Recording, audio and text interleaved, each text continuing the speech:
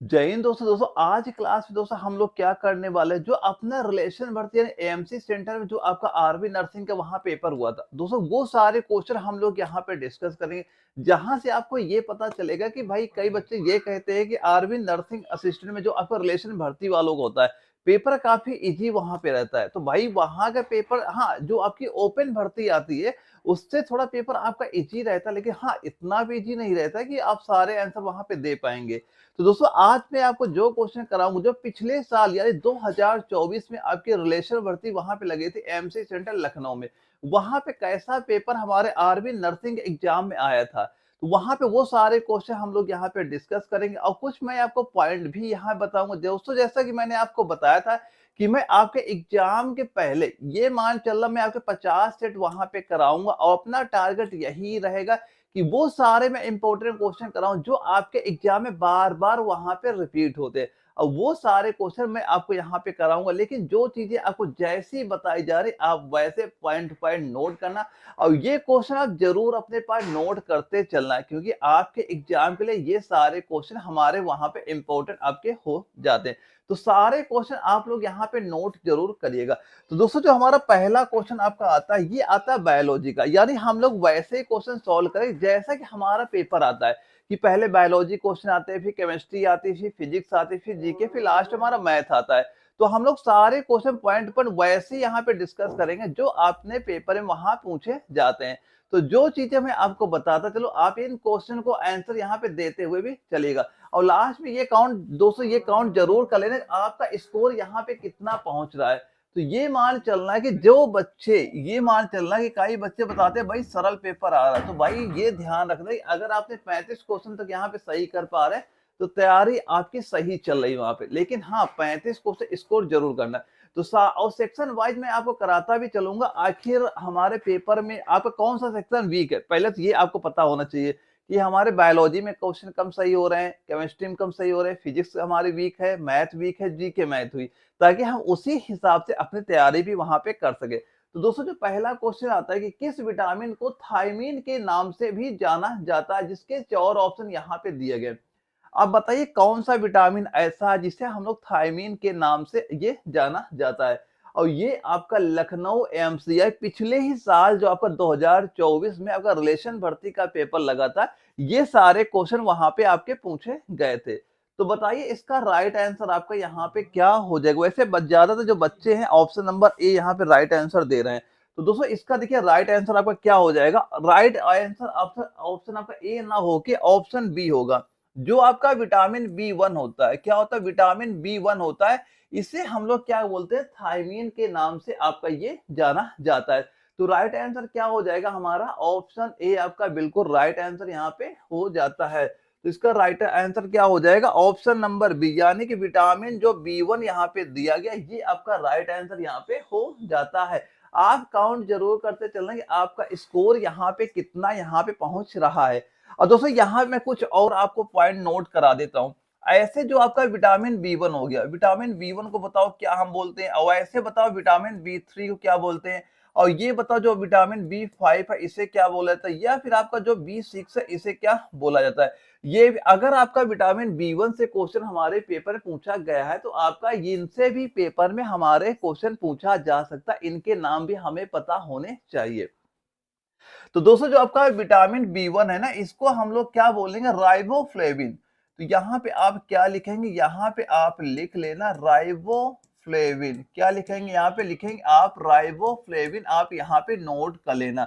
यानी कि अगर क्वेश्चन हमसे पूछा जाता है कि ये बताओ राइबोफ्लोविन के नाम से किस विटामिन को जाना जाता है, तो हम लोग क्या बता देंगे, आप यहाँ पे राइट आंसर क्या बताएंगे, बी 2। यहाँ पे बी 2 करिएगा, बी 2 को हम लोग क्या बोलते हैं, राइबोफ्लेविन। क्योंकि बी 1 को तो थायमिन बोला गया है, अब बी 2 को राइबोफ्लेविन आपका ये बोला जाएगा। ये पॉइंट यहाँ पे नोट करना। इसके बाद जो विटामिन बी 3 है इसको हम लोग क्या बोलते हैं, इसमें आप क्या नोट करेंगे, जो आपका विटामिन बी 3 आता है ये इसका नाम नोट करना आप, नियासिन। क्या लिखेंगे यहाँ पे, आप सीधा सीधा बोलेंगे नियासिन। और क्वेश्चन कैसा पूछा जाता है, और ऐसा ही क्वेश्चन आपको पेपर पूछा जाएगा कि नियासिन के नाम से कौन से विटामिन को भी जाना जाता है, हम लोग क्या बोलेंगे, विटामिन बी 3। और विटामिन जो बी 5 है इसको हम लोग क्या बोलेंगे, यहाँ पे आप नोट करेंगे पेंटोथिनिक।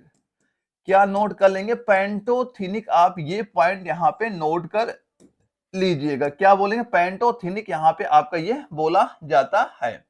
और इसके बाद दोस्तों जो विटामिन B6 है, यहाँ पे आप क्या लिखेंगे? यहाँ पे आप सीधा सीधा जो पायरिडॉक्सिन, क्या लिखेंगे? पायरिडॉक्सिन। आप यहाँ पे ये नाम नोट कर लेना कि जो आपका विटामिन B6 है उसको आपका ये पायरिडॉक्सिन के नाम से आपका जाना जाता है। ऐसे ही आपका एक विटामिन 12 भी आप यहाँ पे नोट कर लेना। इसको हम लोग क्या बोलते हैं? इसे आपका बोला जाएगा साइनोकोबालामीन। क्या? साइनो बालमीन। आप ये पॉइंट यहाँ पे नोट कर लीजिएगा।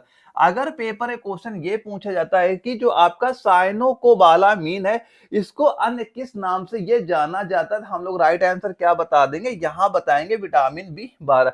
तो ये सारे पॉइंट आप नोट करना। और ये देखो जो आपका रेशन भर्ती का पेपर होता है, हाँ थोड़ा इजी आपका आता है, लेकिन हाँ इतना भी आपका इजी नहीं आ जाता कि भाई आप सारे क्वेश्चन वहां पे कर लोगे। तो भाई हाँ थोड़ा इजी आपका रहता है, तभी मैंने बताया कि यहाँ पे टारगेट ये हम मान चल रहे हैं कि अगर आपने 35 क्वेश्चन यहाँ पे सॉल्व कर लिए, आपका कुछ पार्ट हो सकता है आपका इजी आए, कोई पार्ट हो ऐसा हो सकता है थोड़ा वो आपका हार्ड लेवल का हो, ऐसा ही पेपर आता है, इतना इजी नहीं है। कई सारे बच्चे बोलते थे कि रिलेशन भर्ती वालों का पेपर बहुत इजी आता है, तभी मैंने आपको पूरे रिलेशन भर्ती के सारे में क्वेश्चन भी यहाँ पे करा रहा हूँ, ताकि आप देखिए तो कैसे क्वेश्चन हमारे पेपर में वहां पूछे गए थे। अगला दोस्तों हमारा क्वेश्चन आता है, इसमें पूछा गया है फास्ट फूड में प्रायः वसा और से भरपूर होते हैं, यानी जो फास्ट फूड हमारे होते हैं ये बताइए कि वसा और ये किससे आपके भरपूर होते हैं। ये चार ऑप्शन हमारे यहाँ पे दिए जा रहे हैं। अब सारे बच्चे बताएंगे इसका राइट आंसर हमारा यहाँ पे क्या हो जाता है। वैसे बच्चों के आंसर ज्यादा, जो बच्चे हम सी आंसर दे रहे हैं, राघवेन का सी आ रहा है, काफी बच्चे आप सी देख आंसर यहाँ पे दे रहे हैं। देखो इसका राइट आंसर नोट करिए क्या आपका हो जाता है। इसका आंसर आपका सी ना होके क्या हो जाएगा? आपूर्तित कैलोरी, यानी क्या हो जाएगा? अपूरित कैलोरी। ऑप्शन डी आपका बिल्कुल राइट आंसर यहाँ पे हो जाएगा। इसका राइट आंसर क्या हो जाएगा? अपूरित कैलोरी, वहां पे इसका राइट आंसर आपका किया गया था। ऑप्शन डी इसका राइट आंसर यहाँ पे हो जाता है। और दोस्तों कभी अगर आपसे क्वेश्चन ये पूछ लिया जाए ना कि ये बताओ अच्छा जो सबसे अधिक कैलोरी किसमें पाई जाती है, क्या पूछा जाए? सबसे अधिक, ये बता दो अच्छा सबसे अधिक आपकी जो कैलोरी होती है किसमें होती है? सबसे अधिक कैलोरी किसमें होती है? हम लोग क्या बोल देंगे यहाँ? आप बताएंगे वसा। क्या बता देंगे? वसा। और दोस्तों एक पॉइंट ये बताओ अच्छा जो आपकी ये रिक्त कैलोरी क्या होती है? रिक्त कैलोरी क्या होती है? अगर कभी आपसे ये क्वेश्चन पूछ लिया जाए बताओ रिक्त कैलोरी क्या होती है, तो हम लोग क्या बताएंगे कि आखिर जो रिक्त कैलोरी ये क्या होती है? तो रिक्त कैलोरी में हमें क्या पता होना चाहिए कि ऐसे खाद्य पदार्थ जिनमें कैलोरी तो अधिक होती है किंतु पोषक तत्व वहां पे नहीं होते हैं। कैलोरी तो अधिक है लेकिन यहाँ पे अगर उसमें जो आपके पोषक तत्व होते हैं, कौन सा तत्व? पोषक तत्व। अगर ये पोषक तत्व उसमें कम है, पोषक तत्व वहां पे कम है या ना के बराबर है, तो हम लोग उसे रिक्त कैलोरी आपका बोला जाता है। तो एक बार पेपर क्वेश्चन आपके ये रिलेशन नहीं आपके एआरओ में पूछा गया था कि रिक्त कैलोरी किसे कहते हैं। तो रिक्त कैलोरी क्या होती है? ऐसे जो हम जो खाद्य पदार्थ होते हैं जिनमें कैलोरी तो है लेकिन अगर उसे पोषक तत्व की कमी हो गई है तो हम उन्हें क्या बोलते हैं? रिक्त कैलोरी के नाम से आपका ये जाना जाता है। तो इस क्वेश्चन का राइट आंसर ऑप्शन डी हमारा बिल्कुल राइट आंसर आपका हो जाता है। अब अगले क्वेश्चन में पूछा गया है कि विटामिन सी एक है। अब इसका आंसर बताइए क्या यहाँ पे हो जाता है कि विटामिन सी एक क्या है? इन चार ऑप्शन बताना है कि राइट आंसर यहाँ पे क्या आपका हो जाएगा कि विटामिन सी क्या है? एंटीवायरस है, एंटीऑक्सीडेंट है, एंटीजन है या एंटीबायोटिक है? तो बताइए राइट आंसर यहाँ पे क्या हो जाता है? तो हाँ इसका बच्चों के राइट आंसर बिल्कुल सही, इसमें काफी बच्चे राइट आंसर दे रहे हैं। तो विटामिन सी हमारा क्या हो जाता है? ये आपका हो जाता है एंटीऑक्सीडेंट। जो ऑप्शन बी इसका दिया गया ये आपका बिल्कुल राइट आंसर आपका हो जाता है।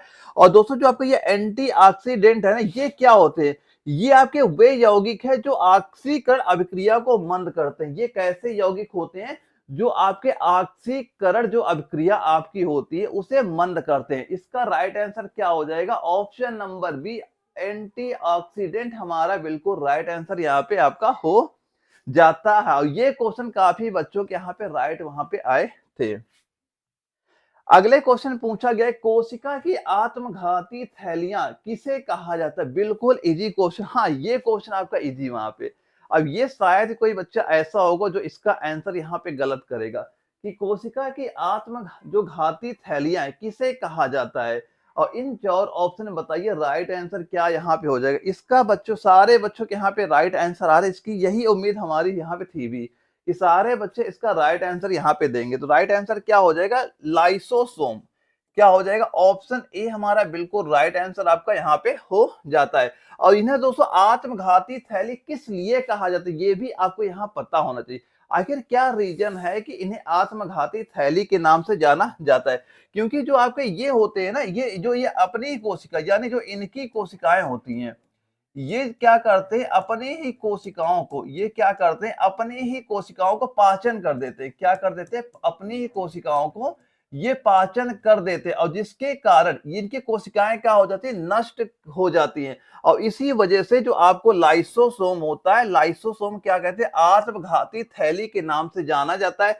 क्योंकि ये आज आपका लाइसोसोम क्या होता है? ये अपनी ही कोशिकाओं को पाचन कर कोशिकाओं को ये नष्ट कर देते हैं और इसी कारण इन्हें जो लाइसोसोम को आत्मघाती थैली के नाम से आपका ये जाना जाता है। और दोस्तों एक बात मैं और आपको बताना चाहूंगा, फिलहाल आपकी इसकी जो वैकेंसी है अब आने वाली हो गई है।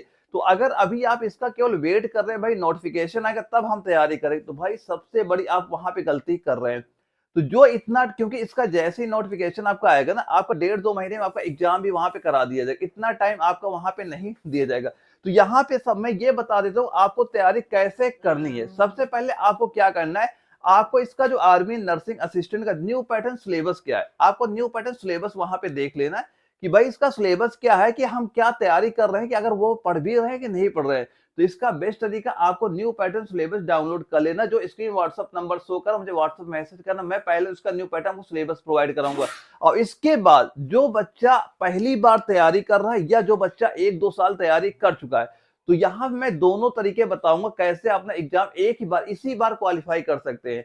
तो अगर जो बच्चा पहली बार तैयारी कर रहा है और जो बच्चा 2-3 साल तैयारी कर चुका है, तो अगर आपने 2-3 साल तैयारी कर ली है, तो जो मैं आपको ये कंप्लीट नोट्स प्रोवाइड करा रहा हूं ना, यहाँ पे biology physics chemistry math GK में कंप्लीट आपको इसके नोट्स प्रोवाइड करा रहा हूँ। यानी यहाँ पे जो क्वेश्चन प्रोवाइड कराऊंगा ये आपके वन लाइनर क्वेश्चन भी होंगे। प्रीवियस ईयर क्वेश्चन पे ध्यान आए, देखो प्रीवियस ईयर जो मैं क्वेश्चन आपको प्रोवाइड करा रहा हूँ ना, ये मान चलना कि आपके 2000 से लेके 2024 तक जितने भी आपके आर्मी नर्सिंग के एग्जाम हुए, 2000 से 1 हो गया, 2 हो गया, 3 हो गया, वैसे अभी 24 का हुआ था, 23 को हुआ, यानी 2000 से लेके 2024 तक अभी तक जितने भी आपके आर्मी नर्सिंग के एग्जाम हो, वो सारे मैं क्वेश्चन वहां पे प्रोवाइड करा रहा हूँ। क्योंकि आपके एग्जाम में रिपीट बहुत क्वेश्चन होता है। अगर 50 क्वेश्चन हमारे पेपर पूछे जाते हैं, तो ये मान चलना कम से कम आपके आधे क्वेश्चन तो आपका सीधा सीधा रिपीट ही वहां पे पूछ लिए जाते हैं। और इसके बाद दोस्तों जो पहली बार तैयारी कर रहे हैं, अगर उन्हें ये नहीं पता सर हम कहाँ से तैयारी करें, कि हमें यही नहीं पता कि भाई किस टॉपिक से ज्यादा क्वेश्चन पूछे जा रहे हैं, भाई उनके लिए मैंने अपना ये बैच लॉन्च कर दिया। अब इसकी सारी क्लासें अभी नई स्टार्ट हुई हैं, यानी कि 2 फरवरी से ये पूरा नया बैच अभी स्टार्ट हुआ, मार्च महीने में पूरा कंप्लीट हो जाएगा। और उसके बाद 1 महीने हम लोग इंपॉर्टेंट क्वेश्चन वहां प्रैक्टिस करेंगे। और वहां मैं ये भी बताता चलता हूँ कि भाई ये चीज तैयार कर लो, यहाँ सीधा सीधा क्वेश्चन आपको देखने मिलते हैं। अगर आप पहली बार तैयारी कर रहे हैं तो ये एप्लीकेशन डाउनलोड कर लेना, एनए वाला। सीधा सीधा आपको प्ले स्टोर में जाना, जैसे आप एनए वाला सर्च करेंगे ये एप्लीकेशन आ जाएगा, बैच ज्वाइन कर लेना। अभी क्लासेस आपकी यहाँ पे स्टार्ट आपकी हो गई हैं।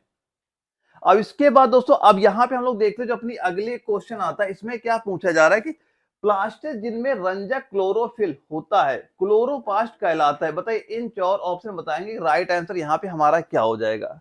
ये 4 ऑप्शन वहां पे दिए गए थे, जो आपका रिलेशन भर्ती का पेपर वहां पे लगा था, ये सारे क्वेश्चन वहां पूछे गए थे। अब बताएंगे इसका राइट आंसर यहाँ पे आपका क्या हो जाता है। तो सारे बच्चे इसका बताएंगे राइट आंसर यहाँ पे क्या हो जाता है। रंगीन होगा, पीले होगा, भूरे होगा, हरे होगा, क्या होगा इसका राइट आंसर। तो बताइए इसका आंसर यहाँ पे क्या आपका हो जाता है। वैसे बच्चों के यहाँ पे आंसर आने स्टार्ट भी हो गए, इसका राइट आंसर आप क्या बताएंगे। ये आपके हरे होते, क्या बताएंगे, हरे। ऑप्शन डी आपका बिल्कुल राइट आंसर यहाँ पे आपका हो जाता है। यानी कि जो आपका ये क्लोरोप्लास्ट होता है, यानी जो क्लोरोप्लास्ट होता है ये आपका पर्ण हरित की उपस्थिति में कारण इसका रंग कैसा हो जाता है, रंग इनका हरा रंग वहां पे हो जाता है। और हरित लवकों से प्रकाश संश्लेषण की जो क्रिया होती है क्लोरोफिल के कारण ही होती है। किसके कारण होती है? ये क्रिया आपकी क्लोरोफिल के कारण ही आपकी होती है। तो इसका ऑप्शन नंबर डी हमारा बिल्कुल राइट आंसर हो जाएगा। दोस्तों काउंट करते चलना, ये क्वेश्चन आपके पेपर वहां पूछे गए थे, ताकि आपको एक आइडिया ये भी तो लगे भाई हम तैयार क्या कर रहे हैं, हमारे पेपर में ऐसे क्वेश्चन आएंगे कि हम ऐसे तैयार कर रहे हैं। ये क्वेश्चन आपके पेपर में ही पूछे जाते, क्योंकि कई सारे बच्चों को यही नहीं पता हम जो पढ़ रहे हैं कि वो हमारे वैसे क्वेश्चन आते कि नहीं आते। अगर आप इनके आंसर यहाँ पे दे पा रहे, वैसे कई सारे बच्चे यहाँ पे राइट आंसर दे रहे हैं, तो जिन बच्चे यहाँ पे राइट आंसर दे रहे हैं मान चला तैयारी सही चली बा, इसे आप कंटिन्यू बनाए रखिए, आपके एग्जाम में सीधे सीधे क्वेश्चन यहाँ से आपको देखने को मिल जाएंगे।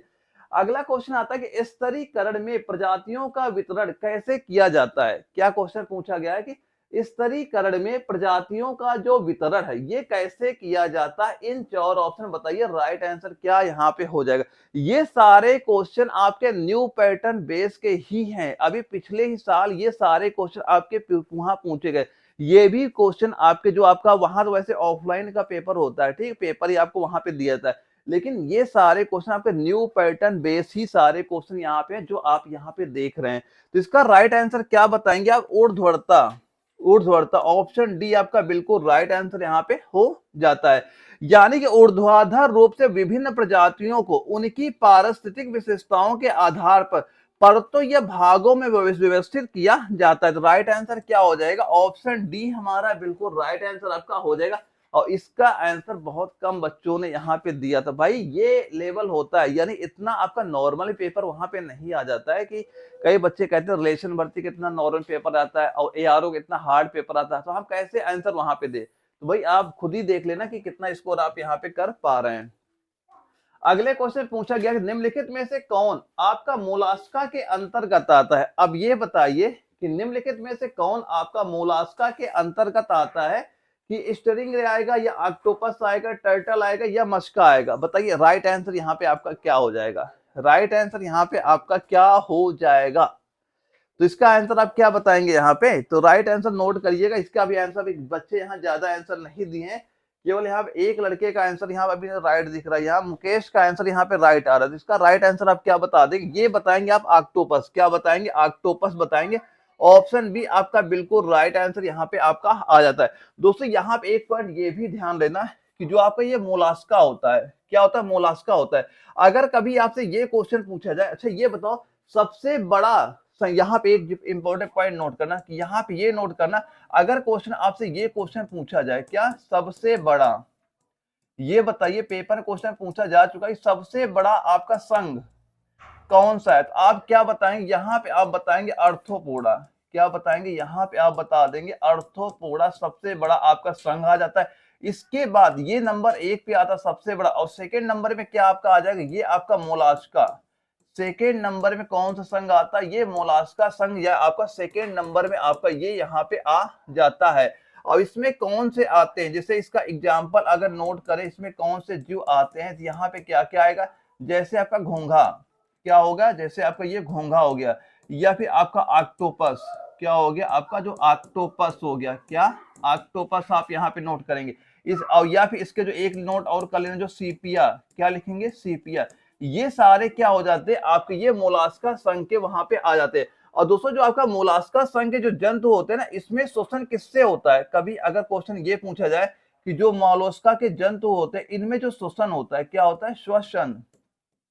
ये किसके द्वारा होता है? हम क्या बोलेंगे किसके द्वारा होता है? ये आपका क्लोमो के द्वारा होता है। किसके द्वारा होता है? क्लोमो। क्लोमो क्या होता है? जो आपके गलफड़े होते हैं, क्लोमो क्या होता है? गलफड़ों के द्वारा, या फिर गलफड़ा, या फिर एक और नोट करें, या फिर फुफ्फुस, और क्या लिख लेंगे? या फिर लिख लेना फुफ्फुस द्वारा यहाँ पे होता है। ये पॉइंट नोट करना, और ये इंपॉर्टेंट पॉइंट है, पेपर में क्वेश्चन बहुत बार क्वेश्चन पूछा जा चुका है कि सबसे बड़ा संघ कौन सा है। तो सबसे बड़ा संघ हम लोग क्या बता देंगे? जो आपका अर्थोपोडा होता है, ये आपका सबसे बड़ा संघ वहां पे होता है। अगर ये कोई पॉइंट आपको ना पता, पॉइंट नोट करना, आपके ये सारे इंपॉर्टेंट पॉइंट यहाँ पे हो जाते हैं, जहां सीधे सीधे क्वेश्चन हमारे पेपर में आपके पूछे जाते हैं। अगले क्वेश्चन अब देखते हैं, इसका राइट आंसर कौन बच्चा यहाँ बताता है कि निम्नलिखित में से कौन सा भारतीय चिकित्सा अनुसंधान परिषद द्वारा सुझाए गए 5 मूलभूत खाद्य समूहों में एक नहीं है। पहली बात तो आप ये देखा करिए कि आखिर सवाल में पूछा क्या जा रहा है, हमसे क्या वहाँ पूछा गया है और हम किसका आंसर यहाँ पे दे रहे हैं, ये आपको ज़रूर पता वहाँ पे होना चाहिए, अगर आप इनके आंसर यहाँ पे देना चाहते हैं। अब काउंट ज़रूर करते चलना भाई, 35 का हम लोग टारगेट यहाँ बना के चलें और लास्ट में ये हर बच्चा बताएगा कितना स्कोर उसका वहाँ पहुँच रहा है। कि आपके 30 सही हो रहे हैं, 32 सही हो रहे हैं, 35 सही है, लेकिन सही आप बताना लास्ट में कितना आपका स्कोर यहाँ पे हुआ है। तो इसका राइट आंसर आप यहाँ पे क्या बता देंगे, पूछा क्या जा रहा है, कौन सा एक इसमें से नहीं है। तो पहला दिया गया दूध और मांस उत्पादन, ये तो है हमारा। दूसरा है दालों और फलियां, ये भी हमारा है। तीसरा है कार्बोहाइड्रेट और प्रोटीन, ये आपका नहीं हो जाएगा। और चौथा है वसा और शर्करा, ये भी आपका हो जाएगा। तो राइट आंसर हम लोग क्या बता देंगे, ऑप्शन नंबर सी हमारा बिल्कुल राइट आंसर आपका हो जाता है। क्योंकि दोस्तों जो आपके कार्बोहाइड्रेट के स्रोत क्या होते हैं, सबसे पहले आप ये बता दीजिए कि जो आपके कभी अगर क्वेश्चन आपसे ये क्वेश्चन पूछा जाए कि जो कार्बोहाइड्रेट होता है इसके स्रोत क्या हमारे यहाँ पे हो जाते हैं, इसका आंसर क्या आप बताएंगे। तो यहाँ पे ये नोट करना, अगर कभी आपसे ये क्वेश्चन पूछा जाए, अच्छा ये बताओ जो आपका क्या होता है कार्बोहाइड्रेट होता है, कार्बो क्या लिखेंगे, कार्बोहाइड्रेट। अब ये बताओ जो कार्बोहाइड्रेट के स्रोत क्या होते हैं, कार्बोहाइड्रेट के स्रोत क्या होते हैं, पेपर में ये क्वेश्चन आपका पूछा भी गया था। तो आप कार्बोहाइड्रेट के स्रोत क्या बताएंगे, यहाँ पे आप बता देंगे जैसे कि आपका अनाज हो गया, क्या हो जाएगा, अनाज हो जाएगा, या फिर आपका दूध हो गया, दूध हो जाएगा, या फिर आपका जो फल हो गया, ये इसके स्रोत हो जाता है। और इसमें सब्जियां भी आपको और इसमें ऐड कर लीजिएगा। और इसके बाद दोस्तों कभी अगर आपसे ये क्वेश्चन पूछ लिया जाए कि जो आपके प्रोटीन होते हैं, क्या होती है, प्रोटीन। अब ये बताओ अच्छा प्रोटीन के स्रोत क्या होते हैं, प्रोटीन हमें कहाँ से मिलती है। तो आप क्या बताएंगे प्रोटीन कहाँ से मिलेगी, हम बता देंगे, जैसे एक पॉइंट नोट करेंगे, जैसे मछली हो गया, या फिर आपका जो सोयाबीन हो गया, क्या सोयाबीन हो गया।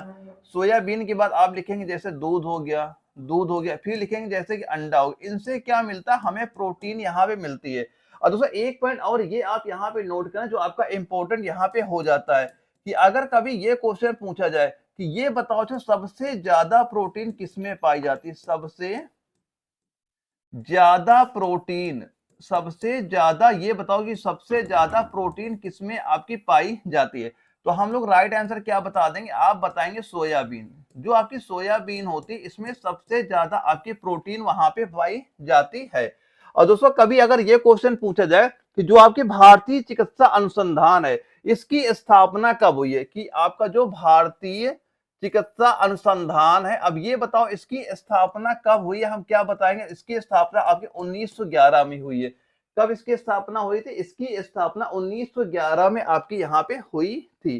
तो और इसका एक ये भी नाम पता कर लेना, इसको आपका इंडियन रिसर्च फंड एसोसिएशन के नाम से भी की गई थी। इसकी जब आपकी स्थापना 1911 में की गई थी, किस नाम से की गई थी, इंडियन रिसर्च फंड एसोसिएशन के नाम से इसकी स्थापना वहां पे की गई थी। तो ये सारे पॉइंट आप यहाँ पे नोट करना, अगर कोई पॉइंट आपको ना क्लियर हो तो ध्यान से ये पॉइंट यहाँ पे देख लेना। ये आपके रिलेशन भर्ती में आपके आरबी नर्सिंग के ही एग्जाम में ये क्वेश्चन वहां पूछे गए थे, तो यही लेवल आपका पेपर वहां भी आपका रहता है। अगले क्वेश्चन में पूछा गया कि आयरन की कमी से क्या होता है। अब बताइए अगर किसी व्यक्ति को आयरन की कमी हो गई, अब बताइए उसे क्या हो जाएगा, क्या दिक्कत उसे आ जाएगी। तो आयरन की कमी से क्या दिक्कत आती है, इसका राइट आंसर सारे बच्चे यहाँ पे बताएंगे। तो जब आयरन की कमी होती है तो आयरन की कमी से आपका क्या होता है, एनीमिया। क्या होगा, एनीमिया। ऑप्शन सी आपका राइट आंसर यहाँ पे हो जाएगा। इसका आंसर काफी बच्चे यहाँ पे राइट आंसर दे रहे थे भाई, जिनके आंसर यहाँ पे सही आ रहे हैं तैयारी सही चल रहा, बस इसे कंटिन्यू बनाए रखिएगा। राइट आंसर क्या हो गया हमारा, एनीमिया आपका बिल्कुल राइट आंसर आपका हो जाता है। और कभी अगर ये क्वेश्चन बोल दे कि जो थायराइड की कमी होगी, क्या होगी, अगर थायराइड की कमी आपकी हो जाती है तो थायराइड की कमी से मान लो किसी, ये मानो जो आपका थायराइड होता है, तो ये थायराइड किसकी कमी से आपका हो जाता है, तो थायराइड किसकी कमी से होता है, ये आप बताएंगे आयोडीन की कमी से। किसकी कमी से होता है, हम बताएंगे अगर आयोडीन की कमी हो जाएगी तो क्या दिक्कत आ जाएगी, थायराइड की दिक्कत आपकी वहां पे आ जाती है। या फिर यहाँ पे जो आपका ये दिया जा रहा है क्वासियोरकर, ये किसकी कमी से आपकी हो जाती है, तो ये किसकी कमी से होगी, ये होती है आपकी प्रोटीन की कमी से। ये किसकी कमी से होती है, अगर प्रोटीन की कमी हो जाए, प्रोटीन की कमी अगर हो गई तो क्या दिक्कत हो जाएगी, क्वासियोरकर आपको ये दिक्कत यहाँ पे आपका हो जाता है। और जो यहाँ पे हाइपोकैल्सीमिया दिया जा रहा है, ये किसकी कमी से होता है? ये होता है आपके विटामिन डी की कमी से। किसकी कमी से? विटामिन जो आपका डी आता है, क्या आता है यहाँ पे नोट कर लेना, जो आपका विटामिन डी की कमी से आपका हाइपोकैल्सीमिया, आपका ये दिक्कत आपका यहाँ पे देखने को मिल जाता है। तो ये सारे पॉइंट जो मैंने बताए, ये सारे पॉइंट आप नोट कर ले, सारे आपके इंपॉर्टेंट पॉइंट यहाँ पे आपके ये हो जाते हैं। अब इसके बाद दोस्तों हमारा अगला क्वेश्चन आता है, इसमें पूछा गया कि एक से अधिक कोशिकाओं से बने जीवों को आप क्या कहते हैं? यानी एक से अधिक कोशिकाओं से बने जीवों को आप क्या कहते हैं? जिनके एक से ज्यादा कोशिकाएं हैं उन्हें आप क्या कहते हैं? ये हमसे यहाँ पूछा जा रहा है, और जिसके 4 ऑप्शन यहाँ पे हमारे दिए गए कि एक से अधिक कोशिकाओं से बने जीवों को आप क्या कहते हैं? हाँ, इसका आंसर काफी बच्चे यहाँ पे दे रहे हैं। हाँ, बिल्कुल यही आपका बिल्कुल राइट आंसर हो जाए। काफी बच्चे इसका राइट आंसर यहाँ पे दे रहे हैं। तो राइट आंसर क्या हो जाएगा? हम उन्हें बहुकोशिकी, साफ साफ दिखाई दे रहा है कि एक से अधिक कोशिका हो गई तो उन्हें हम क्या बोलते हैं? बहुकोशिकी आप यहाँ पे आप बोल देते हैं। और दोस्तों कभी आपसे ये क्वेश्चन पूछ ले, आखिर ये बताओ एक कोशिकीय जीव कौन से हैं? अगर कभी आपसे ये क्वेश्चन पूछा जाए, अब ये बताओ जो आपके एक कोशिकीय जीव कौन से हैं? एक ये बताओ, अच्छा एक कोशिकीय जीव आपके कौन कौन से यहाँ पे होते हैं? या फिर आप ये बताओ कि आपके जो बहुकोशिकीय, ये बताओ अच्छा जो बहुकोशिकीय जीव हम किन्हें कहते हैं? बहुकोशिकीय, अब ये बता दो अच्छा, अगर कभी आपसे क्या पूछ लिया जाए कि बहुकोशिकीय, अब ये बताओ अच्छा बहुकोशिकीय, बहुकोशिकीय जीव आपके यहाँ पे क्या क्या आपके होते हैं? एक कोशिकी में आपका क्या आ जाएगा? जैसे कि आपका जो शैवाल होता है, शैवाल क्या होता है? ये आपका एक कोशिकीय होता है। या फिर आपका जो प्रोटोजोआ होता है, क्या होता है? प्रोटोजोआ, प्रोटोजोआ भी क्या होता है? आपका एक कोशिकीय यहाँ पे आपका हो जाता है। अब बहुकोशिकीय में क्या होगा? जैसे कि आपका ईस्ट, क्या होता है? जैसे कि आपका ईस्ट हो गया, या मशरूम हो गया, या हो गया क्या? मशरूम हो गया। या फिर आपको जैसे मनुष्य हो गया, मनुष्य में क्या होता है? बहुत सारे कोशिकाएं पाई जाती हैं। या फिर जैसे हाथी हो गया, हाथी भी आपके इसमें आता है, बहुकोशिकीय में आप क्या आ जाएगा?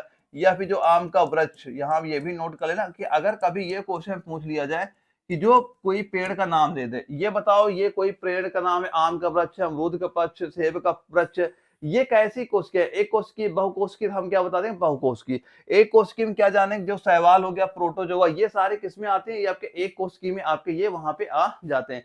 तो ये सारे पॉइंट हम लोग यहाँ पे पता होने हमें चाहिए। अगले क्वेश्चन पूछा जा रहा है, केंद्रक झिल्ली द्वारा केंद्रक को अलग किया जाता है। केंद्रक झिल्ली द्वारा केंद्रक को अलग किया जाता है, किससे अलग किया जाता है? बताइए राइट आंसर यहाँ पे क्या हो जाएगा? किससे आपको ये अलग किया जाता है? आप क्या बताएंगे? क्या राइट आंसर इसका आपके यहाँ पे हो जाएगा? तो इसका राइट आंसर हम लोग क्या बता देंगे? ये बताएंगे कोशिका द्रव्य। क्या बताएं? कोशिका द्रव्य। ऑप्शन नंबर सी आपका बिल्कुल राइट आंसर यहाँ पे हो जाता है। और यहाँ पे दोस्तों एक इंपॉर्टेंट पॉइंट और यहाँ पे ये पता आपको होना चाहिए, कभी अगर आपसे क्वेश्चन ये पूछ लिया जाए, अच्छा ये बताओ, अच्छा जो आपका केंद्रक होता है, क्या होता है? केंद्रक। केंद्रक के अध्ययन को क्या कहते हैं? केंद्रक के अध्ययन को क्या कहा जाता है? हम लोग इसके अध्ययन को क्या बोलते हैं? कैरियोलॉजी। क्या हम लोग बोल देंगे? यहाँ पे हम बोलेंगे कैरियोलॉजी।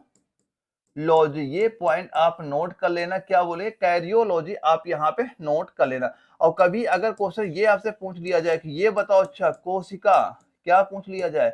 कोशिका के अध्ययन को, कोशिका के अध्ययन को, तो हम लोग क्या बता देंगे? कोशिका के अध्ययन को क्या कहा जाता है? तो यहाँ पे क्या बताएंगे? साइटोलॉजी। हम यहाँ पे क्या आंसर बता देंगे? तो हमारा राइट आंसर क्या हो जाएगा? साइटोलॉजी हमारा राइट आंसर आपका हो जाएगा। तो ये पॉइंट नोट करना, ये दोनों पॉइंट आपके यहाँ पे इंपॉर्टेंट मार्क भी कर लेना। अगर पता है बहुत अच्छी बात है, अगर ना पता ये पॉइंट नोट कर लेना, आपके एग्जाम के लिए ये इंपॉर्टेंट पॉइंट यहाँ पे हो जाता है। अगले क्वेश्चन पूछा गया है, निम्नलिखित 4 में से 3 स्तनपायी के उदाहरण है और इस प्रकार एक समूह बनाते हैं, कौन सा इस समूह से संबंधित नहीं है? अब बताओ कौन सा इन संबंधित नहीं है? 3 तो एक ही समूह में आते हैं, एक आपका यहाँ पे अलग आपका हो जाता है। ये देख सकते हैं कैसे क्वेश्चन आपके पेपर फिलहाल अब पूछे जा रहे हैं। तो अगर किसी भाई को ये लग रहा हो भाई पेपर वहां पे नॉर्मल आते, भाई इतना भी आपका इजी पेपर वहां पे नहीं आता है, आप पूरे क्वेश्चन यहाँ पे लास्ट तक देखिएगा, वहां से आपको ये तब समझ में आएगा। हो सकता है कई सारा बच्चा भी राइट आंसर दे रहा हो, तो कई किसी बच्चे को मान लो केमिस्ट्री वीक हो या किसी की मैथ वीक हो, तो वहां से बाद में क्या होता है, जो आपका एवरेज निकलता लास्ट में, तो वहां पे यही निकलता है कि जो बच्चा आज क्लास से 35 क्वेश्चन तक सही करके गया, तो उसकी तैयारी बिल्कुल सही यहाँ पे चल रही है। तो इसका राइट आंसर आप यहाँ पे क्या बता देंगे? इसका राइट आप बताएंगे यहाँ पेंगुइन। यानी ये तीन तो आपके एक ही समूह में आ जाते हैं, जो पेंगुइन आपका इसमें अलग आपका हो जाता है। क्योंकि दोस्तों जो आपका पेंगुइन दिया जा रहा है ना, ये क्या होता है? आपका एक उड़ान रहित जलीय पक्षी है। ये क्या होता है आपका? यहाँ पे लिख लेना, ये क्या होता है आपका? उड़ान रहित।